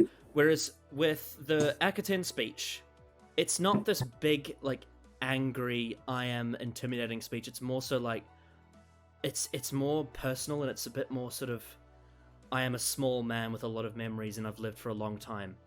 And I think he pulls that off a lot better than. Honestly, I like the Akaten speech more than the Pandorica speech. I know that's a hot take, but I don't really get anything out of the Pandorica speech. I think it's really generic. Whereas the Akaten one, it feels special, feels more personal to this Doctor. Yeah, I can see that. Whereas the Pandorica one's just sort of loud, braggadocious, and not very interesting to me. I think the worst Matt Smith speech is it's in Night Terrors, when like he's talking to the kid's dad, and then the kid's dad's like, I want you to go, and then the Doctor he goes to full on Sherlock mode, like when Benedict Cumberbatch's Sherlock starts talking really fast and impressive. He just does that. It's like, oh yes, monsters are real, and then George called me across the universe through crimson stars and quantum stars and blah blah blah blah blah. It's like, shut up. Anyway, yeah, Rings Back at 10 is not as bad as people say it is. Given by how it was ranked in the 2014 poll, I honestly am puzzled as to why it got ranked so low. I've been asking myself since, is it because of the weird green screen? Because the green screen's a little bit shoddy in it. Is that why? I don't know. People don't like sappy, sentimental episodes, probably. But there's so many in the Smith era that are so much worse. I know. Like this got ranked below Doctor Win in the Wardrobe. It's ludicrous. Like, Doctor Win in the Wardrobe is absolute cancer, whereas Rings of Akaten is just fine. It's a fine episode. Humany woomany. Like, I think it's like I think it's one of the less bad episodes of Series 7, honestly. Yeah, it's the only good one of the second half, I dare say. You reckon? Cold War doesn't do anything for me. I think Bells of St. John doesn't. I think I prefer Crimson Horror over Rings, to be fair. Not a Paternoster gang fan. Oh, true, yeah, they are in that, aren't they? And there's that awful scene where he kisses Jenny and holds the Sonic like a boner. I hate that. Yeah. Nah. And anyway. What else is in that set? Oh, Nightmare and Sub. Oh god. Journey to the Center of the TARDIS. This was the 50th anniversary year of the show. What the fuck were they thinking? Okay, never mind. Anyway, what's your number 7? Can't bash on Smith too much. My number 7 is from a season that people don't seem to think about much. The later years of Tom Baker are kind of written off a lot, and I think this story. I think all the stories of this season deserve more attention, but I have gone with the Reboss Operation. Oh, yeah, I love that one. That's a great story. I would have gone with the Pirate Planet, but I'm pretty sure people give more interest to the Pirate Planet. People recognize it because it's Douglas Adams. Yeah. Yeah, but the not the Pirate Planet, the Reboss Operation is definitely a banger too. Mm-hmm. It's quite comfy. Introduction of Romana Dravatnalunda. I don't think I said that right. Fred. Fred. It's a really the Key to Time saga is introduced quite effectively. I like the grandiose way that the Doctor is like brought to this place, and then it's just some twat on a chair going, "Oh yes, collect this thing," and then I am the White Guardian. Look out for the Black Guardian. And then the Armageddon factor. The White Guardian comes back, and then it turns out he's black, and then that's apparently a bad thing. Oh dear. Armageddon factor is racist confirmed. To be fair, I haven't actually seen the Armageddon factor. It's the only one I haven't seen from that season. It's a meme. It's a meme. Yeah. But anyway, Reboss Operation. Yeah. It's quite sassy, courtesy of. Is it Robert Holmes who wrote this one? Oh yeah, you'd think it would get more attention. I think it is. Yeah, and a lot of, again, just people seem to shrug off season 16, I guess because it doesn't have Daleks or whatever in it. But I think it's an underrated season, I do and too. Reboss Operation has. I like the scene with Binro. Binro was right. He was right, I tell you. I can't remember their names, but like the double act who are trying to get the Jeffrick. Yeah. They're so camp. Yeah, and then they go hide in the crypts for a bit, and then they steal Romana's tracer, and she's like, "Fuck." Oh yeah, and Romana's fluffy coat. I know that's a shallow point. I love the the setting with the snow as well. Yeah, it looks quite good. I haven't really got much to say on it because, again, it's just one of those stories I don't really think about while watching. I just stick it on and I enjoy it. It's just. I think it's a great story. I think season 16 as a whole is one of the best things about it is that it's such an adventure. It's also the least Earthbound season. The only story that goes to Earth is the Stones of Blood, and that's majority of that is like the first half, I think. Yeah, I think K9 is in pretty much all stuff. I think season 16 is the best utilization of K9 in pretty much the entire Doctor Who franchise. I do like him in Particularly, I do like him in Creature from the Pit though. When they're like, if I say you're a tin robot, you are a tin robot. Whatever it is. yeah, like he's quite sassy, and like John Leeson is great, and there's that bit in the pirate planet where he gets to have a fight with a robot parrot, and that's great. He's barely in he's barely in Power of Troll though, because there's too much greenery. He can't get through it. Yeah, that's a shame. Yeah. K9 was wasted potential. Like, yeah. Or K9. I agree with you. The Ribos operation, it's weird that people don't talk about it. It's like when people talk about Robert Holmes, they don't tend to mention this one, and I think that's a shame because it's great. It's a great Robert Holmes story. It's a great kick-off to the season. Tom Baker and Romana 1 have great chemistry. The characters are great. The dialogue's great. The story's great. Everything about it is just great. It's a all-round kind of classic, I'd say. I think it's better than The Deadly Assassin. Well, I don't know. But considering my thoughts on The Deadly Assassin. I don't know about that, but I would put them at pretty similar levels. It's fair enough. That's all I really have to say about it. It's just comfy. I love The Deadly Assassin, so I'm not going to talk about that. Anyway, I'm glad that I'm not doing an overrated stories list with you, because then that would be on it. God, yeah. Oh god, and you probably put Heaven Sent on there as well, wouldn't you? Oh no, let's not go into that. I'll probably do that video someday. Here's why Heaven Sent is not a masterpiece. I think it was like about 9 hours ago, Full Fat Videos uploaded Heaven Sent, Moffat's masterpiece video essay.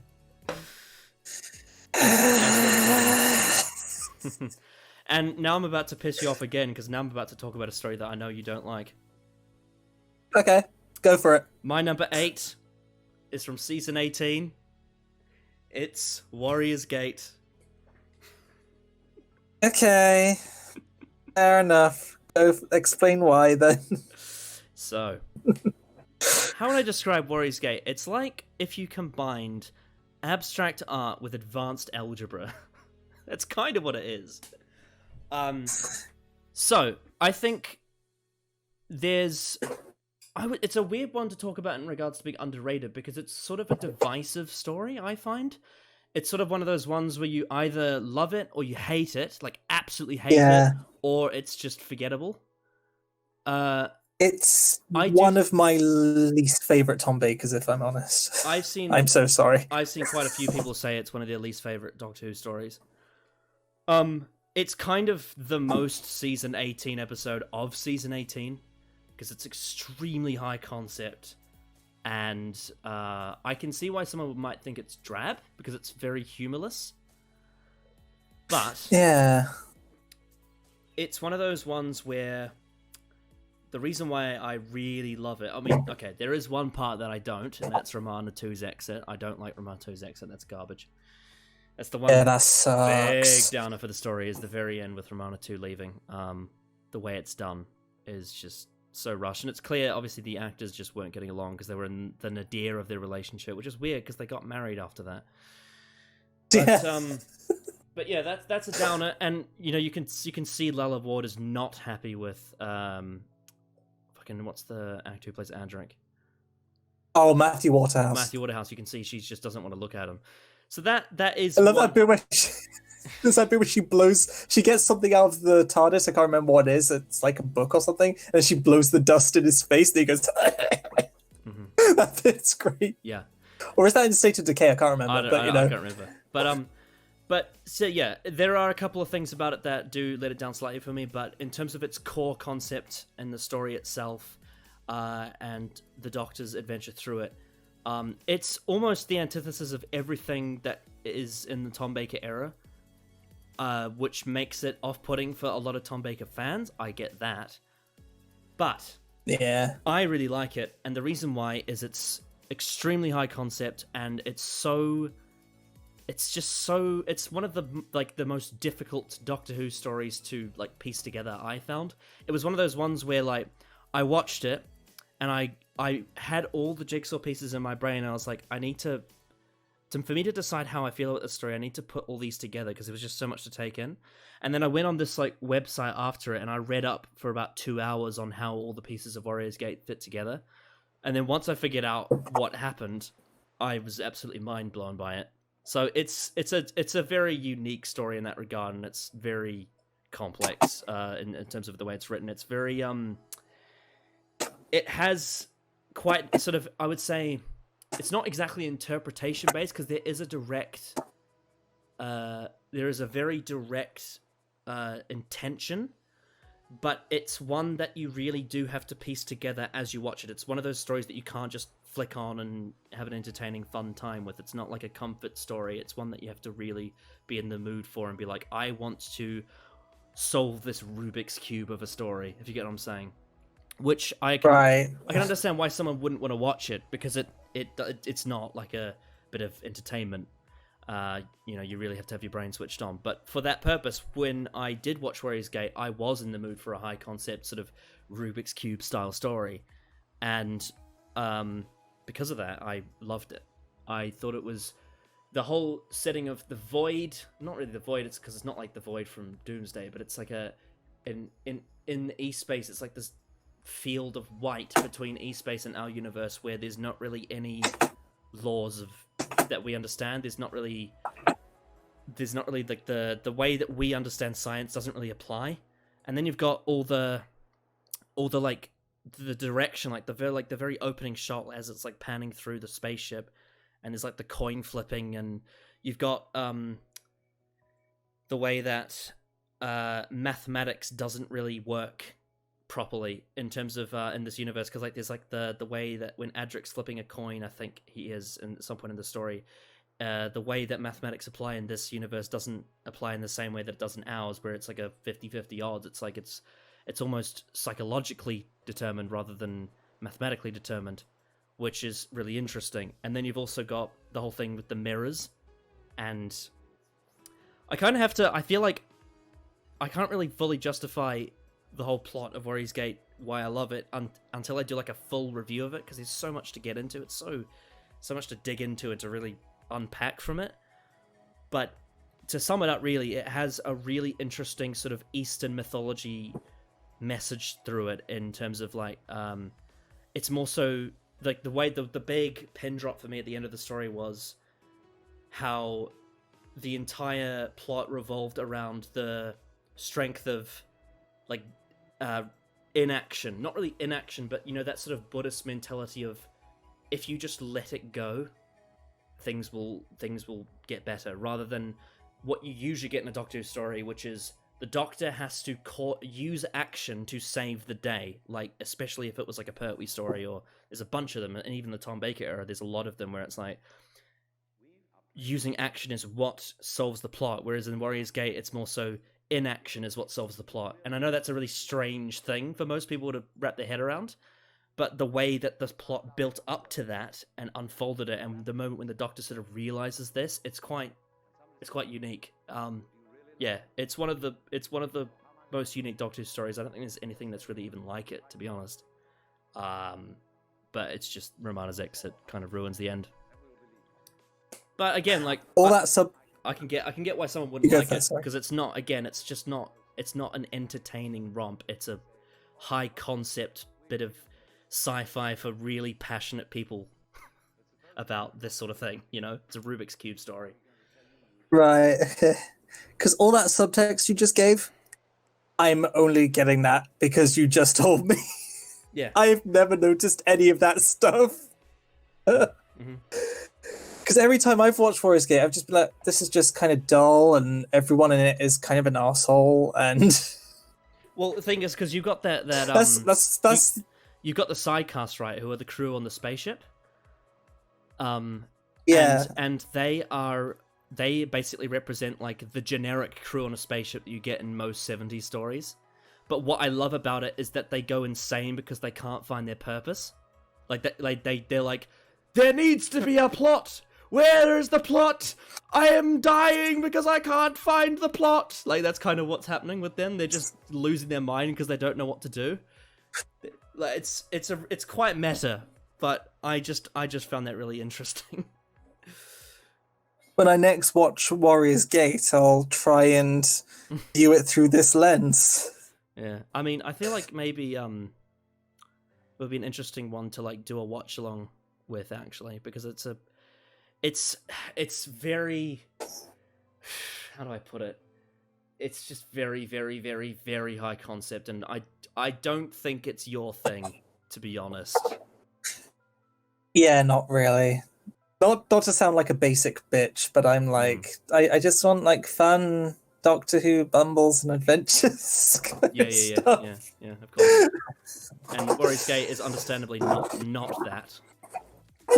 Yeah, it's very not soulless per se, but it's like it's very cold. It's very far removed. Yeah. And I also just don't like, because the same writer of this story also wrote Terminus. And, I haven't seen Terminus, so I can't comment on that one.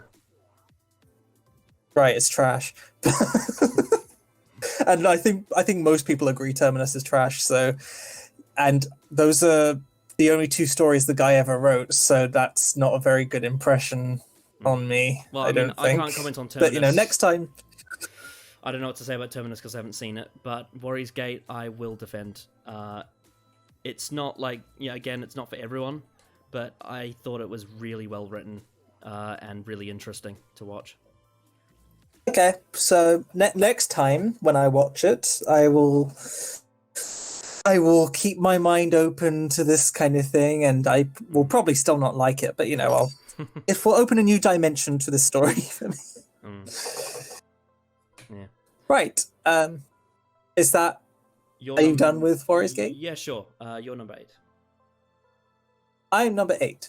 So here's a story which is probably one of the most inconsequential stories in all of Doctor Who. It's definitely and literally one of the smallest scale stories in Doctor Who, and you probably know it already by that description. Planet of Giants. Oh yes, Planet of Giants. Lovely. I love this story. It's one of the cutest Doctor Who stuff. It's I just fall over myself, just like going "aww" over Planet of Giants. It's almost funnily I just talked about Warriors Gate because Planet of Giants is almost the polar opposite of Warriors Gate in every single way.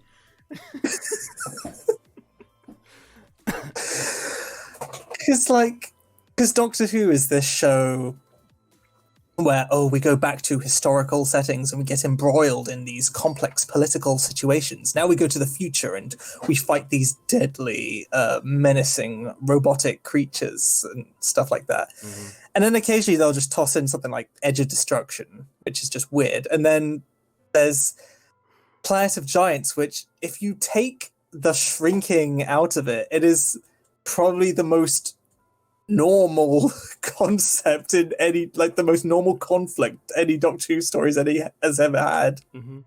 Just, oh no, a murder happened to get some insecticide out. Yeah.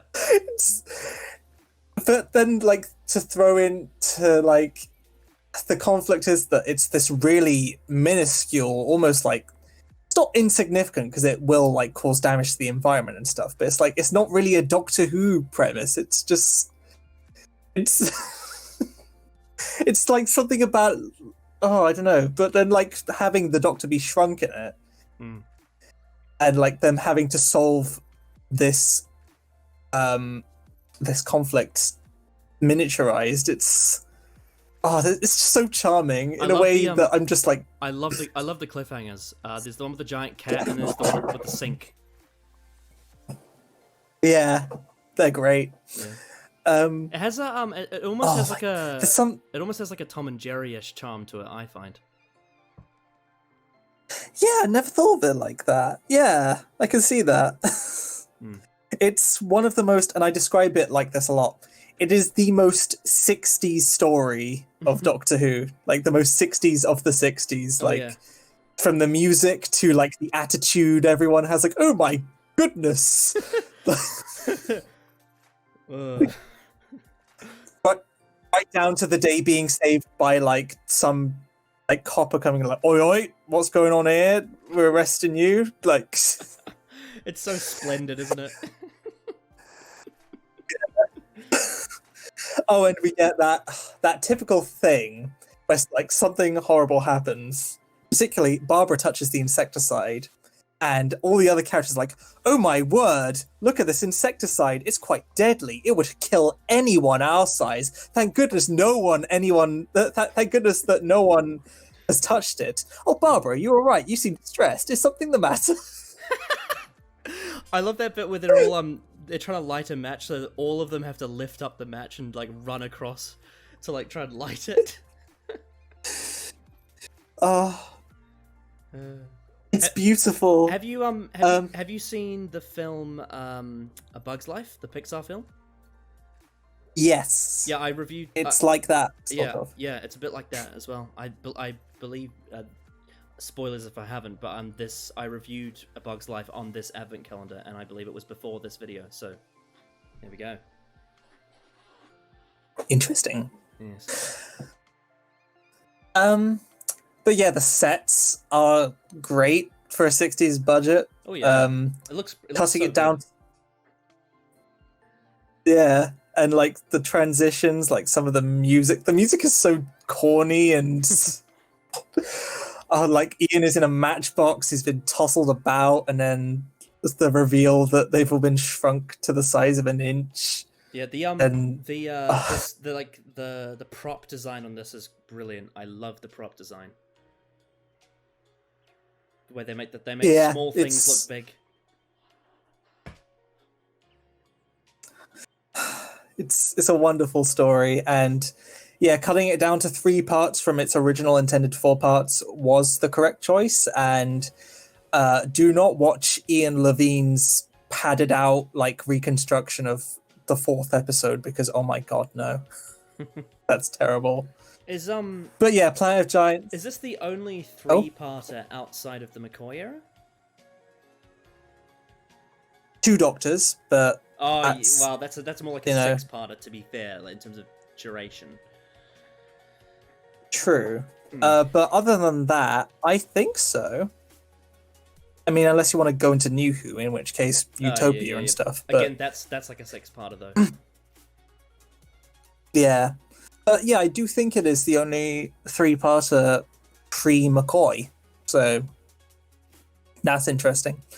But yeah, it's like one of the cutest stories in Doctor Who, and like I don't think I've even been like that constructive about it. I've just been like, "Aw," and just like tripping over my words, just trying to demonstrate how cute it is.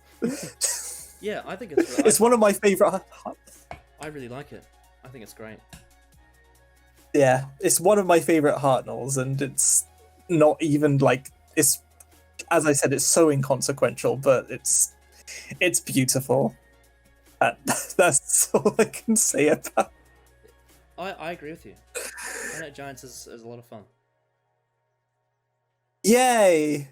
No one thinks I'm mad. Yes. Now this next one, I know is going to be a big hot take. Because most people who talk about this story either say it's absolute garbage or they just think it's okay. Okay. I think I even saw someone describing this as like the most average story of all time. I am interested. My number 9 is Planet of the Dead. Okay. Yes. So a lot of people say it's kind of like hollow, and I've heard someone use the analogy of it's as hollow as that Easter egg that the Doctor was eating at the start. Which it kind of is, but I just find it really fun. And one thing that I definitely disagree with on most people is I know a lot of people really don't like Lady Christina. I don't either, but whereas you know. I feel like I'm one of the rare people that kind of enjoyed her. I liked the whole thing of her being a burglar. And there's that there's that scene at the start. Obviously, she steals the I think it's like a gold cup or something. Oh yeah, I do like the waving cat thing. Yeah, and then of course there's that whole thing. I love how like she gives the bus driver her diamond earrings to get a bus trip down the road just to get her over the police.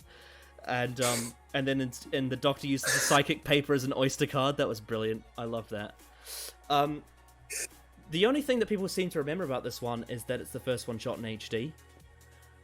Which admittedly is weird because the CGI on it is very rushed. I know this is a very rushed episode. It's also, I think a lot of people find it to be a bit odd because it's the least Davies story in the Davies era, I think. It's the one where Davies wasn't on set.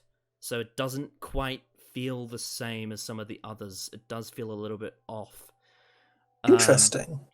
However, I thought I quite liked the side cast. There's that what would you call it? She's like a telepathic lady that can see the future. She's got like psychic powers in terms of like her and her husband won like small lottery tickets and all that. Yeah, her name is Carmen, isn't it? Yeah, and and because they go to that planet, and also there's the whole thing of like the bus goes through this portal to another planet, which I think is a really cool thing. And then Unit tries to get involved, but I like the fact that Unit just can't do a damn thing because they're like, well, we don't know what to do. We're just gonna stand here. And then because she gets exposed to those like alien suns, she becomes like really like almost superhuman with how she can telepathically foresee events, which that then ties into the 4 Nox arc. So that's sort of like a setup for that. Okay. I know some people aren't into that, especially Lord Slar. I know he hates prophecies. I'm not particularly into it either.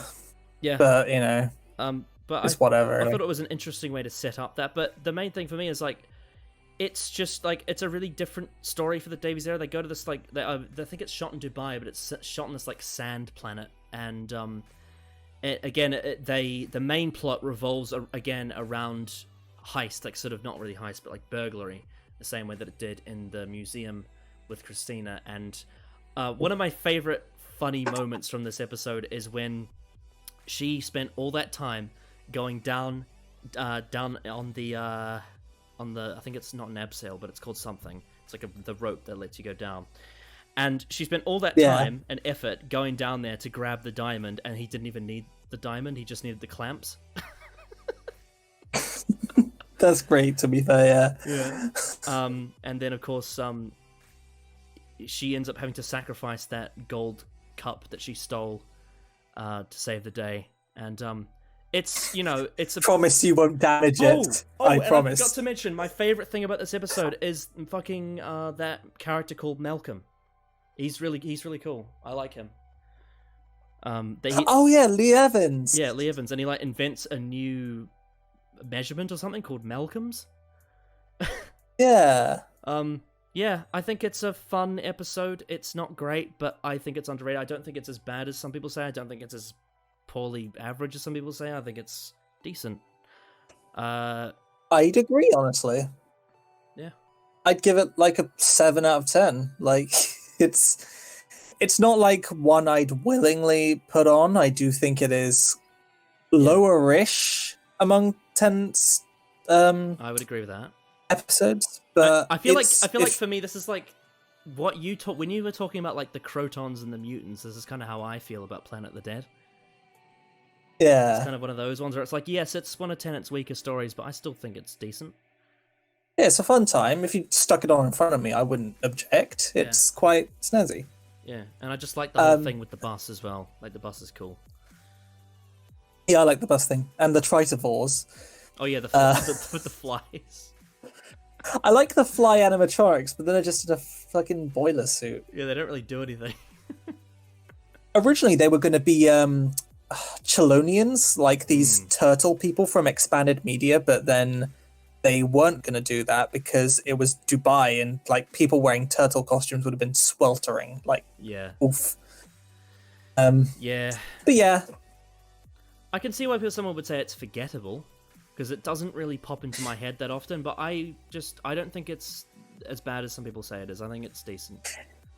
yeah, I don't think it would have. It's definitely not a premise I would have picked for a special. This would be like a episode 7 of a series kind of thing. Like, yeah. But it's not that bad. It's fine. Mm-hmm. I don't like Christina, but 10's fun. The prophecy angle, like, I don't mind a lot of Russell T Davies' flaws. I honestly agree with you on a lot of them, but I think I do agree with like Lord Slar and a few other people that Davies' prophecies aren't really very compelling. I call them dangling carrot prophecies because he sort of just like dangles, like he will knock 4 times in your face. It's like, what could that mean? Dwell on it for a few months and then we'll tell you more in the next special. I suppose maybe I'm more positive towards it because I like the payoff that we end up getting. That's fair. And that That's fair runs enough. for most Davies prophecy angles that he does. That's the same with You Are Not Alone with the Face of Bo, and also there's a couple from Series 4, I think. Yeah, Fires of Pompeii. I think that's the most egregious of them, honestly, where they're just like, we are soothsayers, want to know how? We will tell you hints about the finale. But, I think it sort of leans into the it's kind of Alfred Hitchcock's method of tension, where it's like it's a lot more. There's a lot more tension when you know something before it happens than there is if you don't. Like you can have a sudden impact, but if you know what's going to happen before it does, it can build a lot of tension. That's something that I find with even though technically the way Rose words it isn't true. The fact that at the start of Army of Ghosts she mentions, she's like, this is the story of how I die, blah blah blah. The fact that you know going into the story already that this is her companion exit before it even happens, it adds a lot more tension to the end of Doomsday than it would be if you didn't know, I think. I can see that, I suppose. Yeah. Anyway. You get that mentality. What's your number 9? My number 9. Another Hartnell one. In fact, the one that came just before the one I talked about. The Reign of Terror. Oh, yes. The Reign of Terror. This is another one that people just kind of brush off. I think probably because it's partially missing and a lot of people don't like the animation. Admittedly, the animation is not great. The one big problem I have with it is it's completely historically inaccurate. Yeah, it is. Like, first of all, it's in France and everyone, like, not even... I get not speaking French, but no one has French accents. Like, okay. And then Napoleon is involved, but even though he never was in real life, and like, okay, but it's just the thing where I'm just a sucker for that typical Hartnell thing where, oh no, they got split up. Barbara has to figure out a way to get back to Ian, who's having his own plot thread. And the Doctor, and he's in a prison for an episode, so Ian Russell can have a holiday. William Russell, sorry. Yeah. And the Doctor just worms his way into a position of power and a fancy hat and, like, I love that. Tries his... Yeah, I'm just a sucker for that. Hartnell's the best part about this story. He's so good. His whole adventure where he just goes on a jolly good walk and then finds that there's a whole episode dedicated to him finding a new change of clothes. A change of identity. Yeah. Wonderful. Yeah.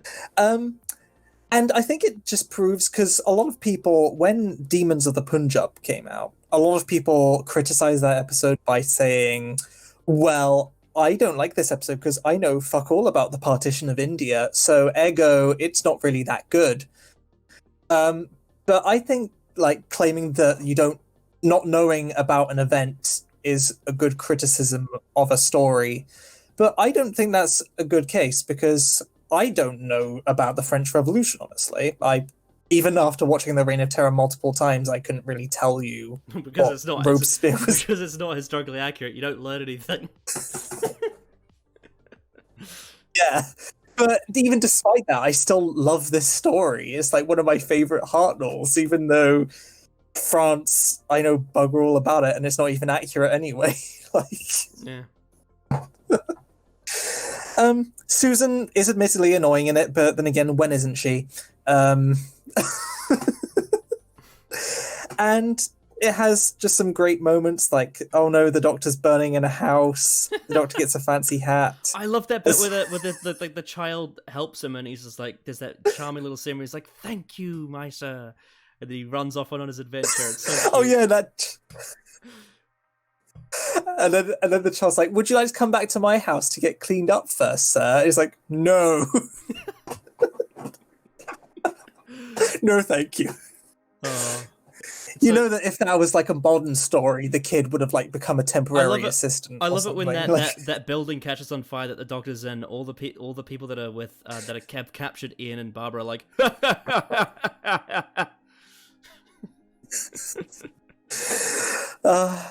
But yeah, like Ian and Barbara on top form as per usual. I always just love whenever there's a situation when Ian and Barbara split up and then they reunite, and there's always that typical thing of Ian, Barbara, and then they like embrace and like, oh my god, man. Like, that's always just pure euphoria there. Just Yeah. That's pretty much all I have to say. It's a great story. It's a fun little story. I think the reason why it gets overlooked is because the other historicals in season 1 are a lot more popular, like Aztecs and Marco Polo, for example. And also, it's Aztecs is better, yeah. And also, it's also, I personally don't think it's as funny as Dennis Spooner's other episodes. Yeah, it's not really a comedy historical like the Romans or the gunfighters. Or even the Time a lot Meddler. more somber. Or even, or the second half of Dalek's master plan. Yeah. And I understand it on that level because I am typically more into the lighter, fluffier end of Who. Not like season 24 level, God no, but like I do sympathize with people who would like a more like jaunty and upbeat historical, but you know, I do go for a more grim and gritty take every now and then. And the Reign of Terror satisfies that quite well in my book. It's got a nice little balance of bit of grit and then a bit of fun. Yeah. But that's all I have to say on the Reign of Terror. Well, it's quite good. My final pick, speaking of Hartnell historicals, my final choice is the Romans. Yes, 100% agree. Although I always thought it was popular. I didn't know it was underrated. Well, I put it on this list because I don't just like it, I absolutely love it. I think it was my number 3 in my video I did. Yeah. And I see a lot of people saying this is like an average story. I think that's a gross underration of it. I think it's a fucking brilliant story. And it's quite possibly, I'm not 100% sure on this, there's a few options I could go for. But for me, it might be the funniest Doctor Who story. It's definitely up there. I find it hilarious. I think the scene that really sums it up for me is the one where the Doctor has the harp. That is just beautiful comedy. They're just only people of certain, like, I can't remember the exact wording, but only people of certain taste can hear this music. Yeah, and then cue just 2 minutes of dead air as he's just plucking. Yeah, he's pretending to play it, and then they're all like, "Oh yeah," like pretending they can hear it. So funny. And oh, what's his name? The who's the main like funny Roman historical character? The one that's chasing Barbara? Nero? Yeah, Nero. Oh my god, he's so funny. And it's like it's kind of, again, it's kind of that sort of nasty Colin Baker-ish sort of sense of humor I have. Though I don't know why, but for some reason this one is just a little bit cuter. And I don't know what it is, because I shouldn't think it's that funny, because it's Nero chasing around Barbara trying to rape her, and for some reason it's fucking so funny. I don't know why. It's just so funny. Yeah, I watched that bit and I'm just like, oh, bless the 60s. They just... But I love the Romans. It's just pure entertainment gold from start to finish. I love this, like the setting and the world building, and it's actually got a pretty cool historical plot under it as well, with the fire at the end. William Hartnell's best performance, as far as I'm concerned. It's definitely It's the one of most them. fun. I always Yeah, think, it's up there. for me, like the peak Hartnell performance spans across Dalek Invasion of Earth, The Rescue, and the Romans, because he's so good in all three of those. That's fair enough. Yeah. He's just so like Dalek Invasion of Earth is obviously it's iconic and it's quite emotional for him because of Susan, right? But then with The Rescue and the Romans, he's just so joyful and fun. He's weirdly more joyful and fun than he was in season 1. And I say that as a fan of season 1, as someone who prefers season 1 over season 2.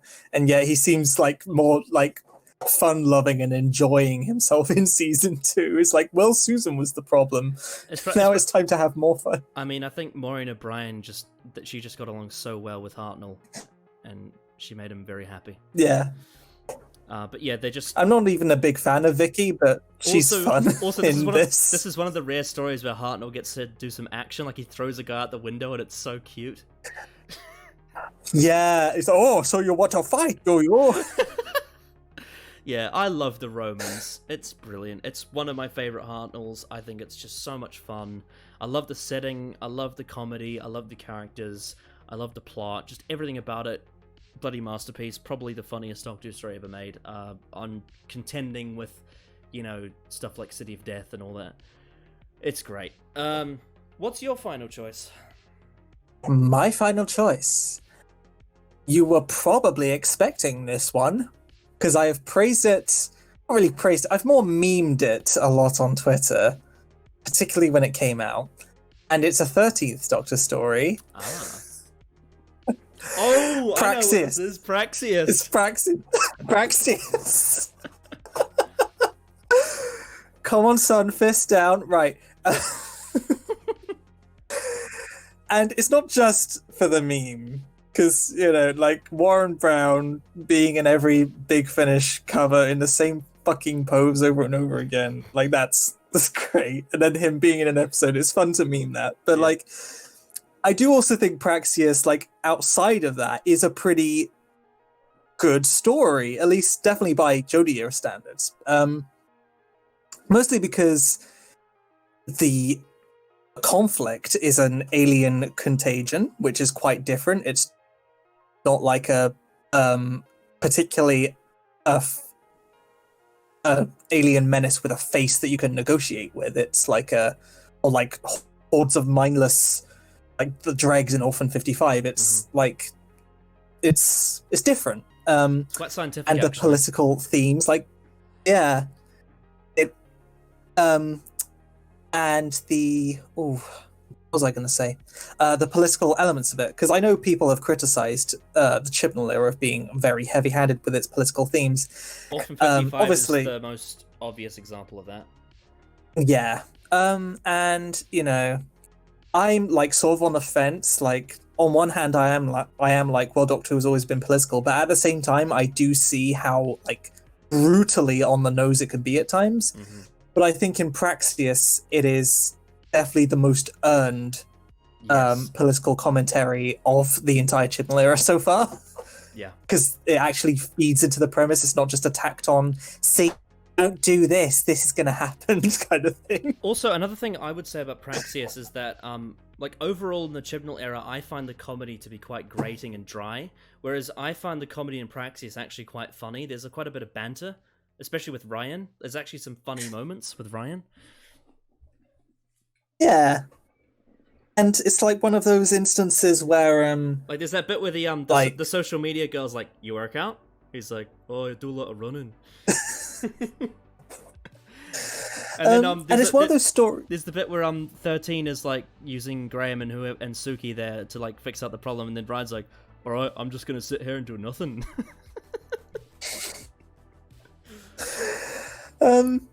But yeah, it's it's one of those.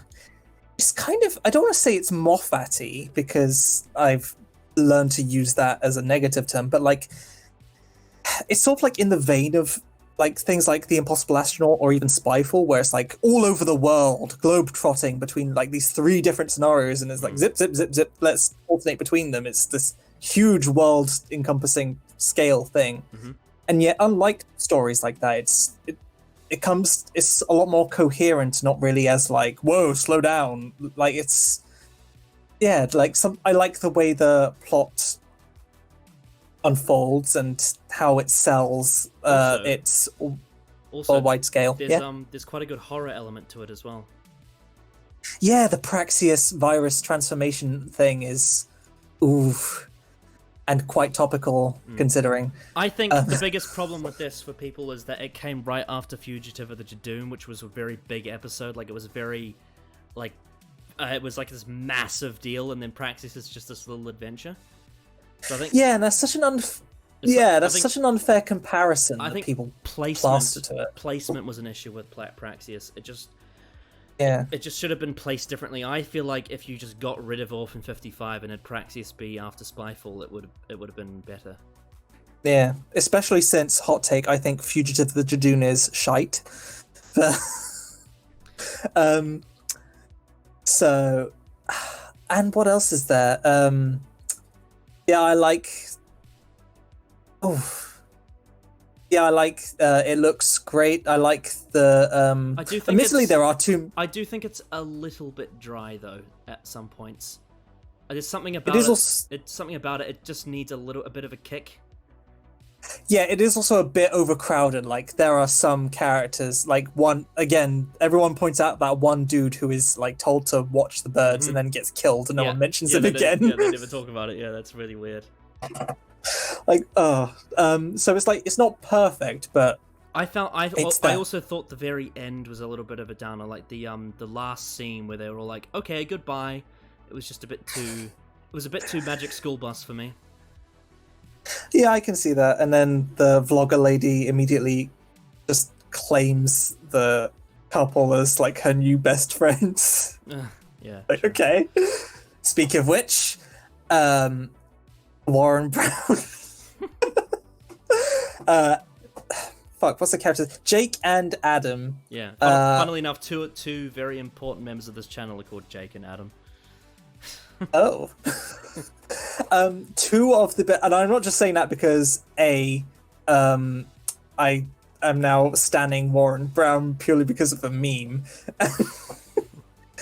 And 2 because they're playing a gay couple, which, you know, that's not a common occurrence in Doctor Who outside of like Vastra and Jenny and like some bit part characters. But also because I just think they're really like nice, well-rounded characters. Like, certainly up there, probably my favorite supporting characters of the Chibnall era. And I can't really name any other supporting characters of the Chibnall era, so that says a lot. Does King James King James, and I guess I can remember Jack Robertson, but not for good reasons. Oh, Christ. Oh god, He's no. awful. Not you guys again. Oh my god. Oh, we got 2 Jacks in the upcoming special. Nikola Tesla is great. Him too, yeah. And is there anyone else? Oh yeah, we have Daniel Barton, but again, not really like fondly remembered. No, not for me. Oh, I like the Resolution supporting characters, Lynn and the other one. The one that gets turned into a Dalek. Yeah, and her, not boyfriend, but like the guy she likes. Okay. I think there are... I like the performance. Both of them are quite... I like the performance from her, but I did think the characters were a little bit Chibnall for me. Yeah, I can see that, but you know, they were fine by regular Chibnall standards. I think the side characters in Doctor Who have been pretty poor since after Davies left. Like, I'd agree with that. Yeah, both Moffat and Chibnall seem to struggle in that area. Yeah, like there are some occasional stories where I don't like the God Complex that much, but one of its redeeming factors is its great supporting cast. Mm-hmm. Oh yeah, they're brilliant. And Praxeus is another one. Like, it has just a pretty good supporting cast, and yeah, that's my defense of Praxeus.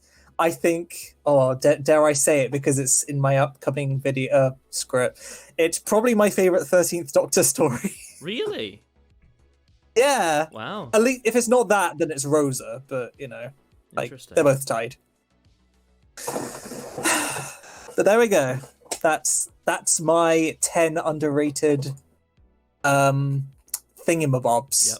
The words escaped me just then. This went twice the length that I thought it would.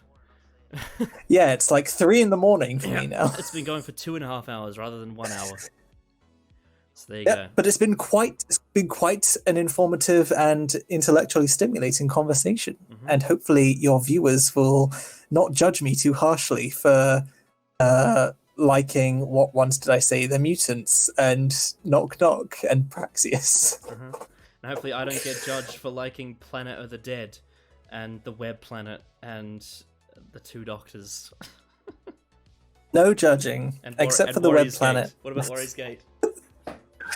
I'm judging you so hard right now, but Anyway, I hope but you... yeah, that's quite splendid. Yes, I hope you all enjoyed this another 10 underrated stories. I think we went a bit more in depth than we did last time. Comment again below if you want to tell us what you think of these stories, if you think we're wrong, if you think we're right, blah blah blah. And we will see you all tomorrow for day 16. Bye bye. Hopefully it's good.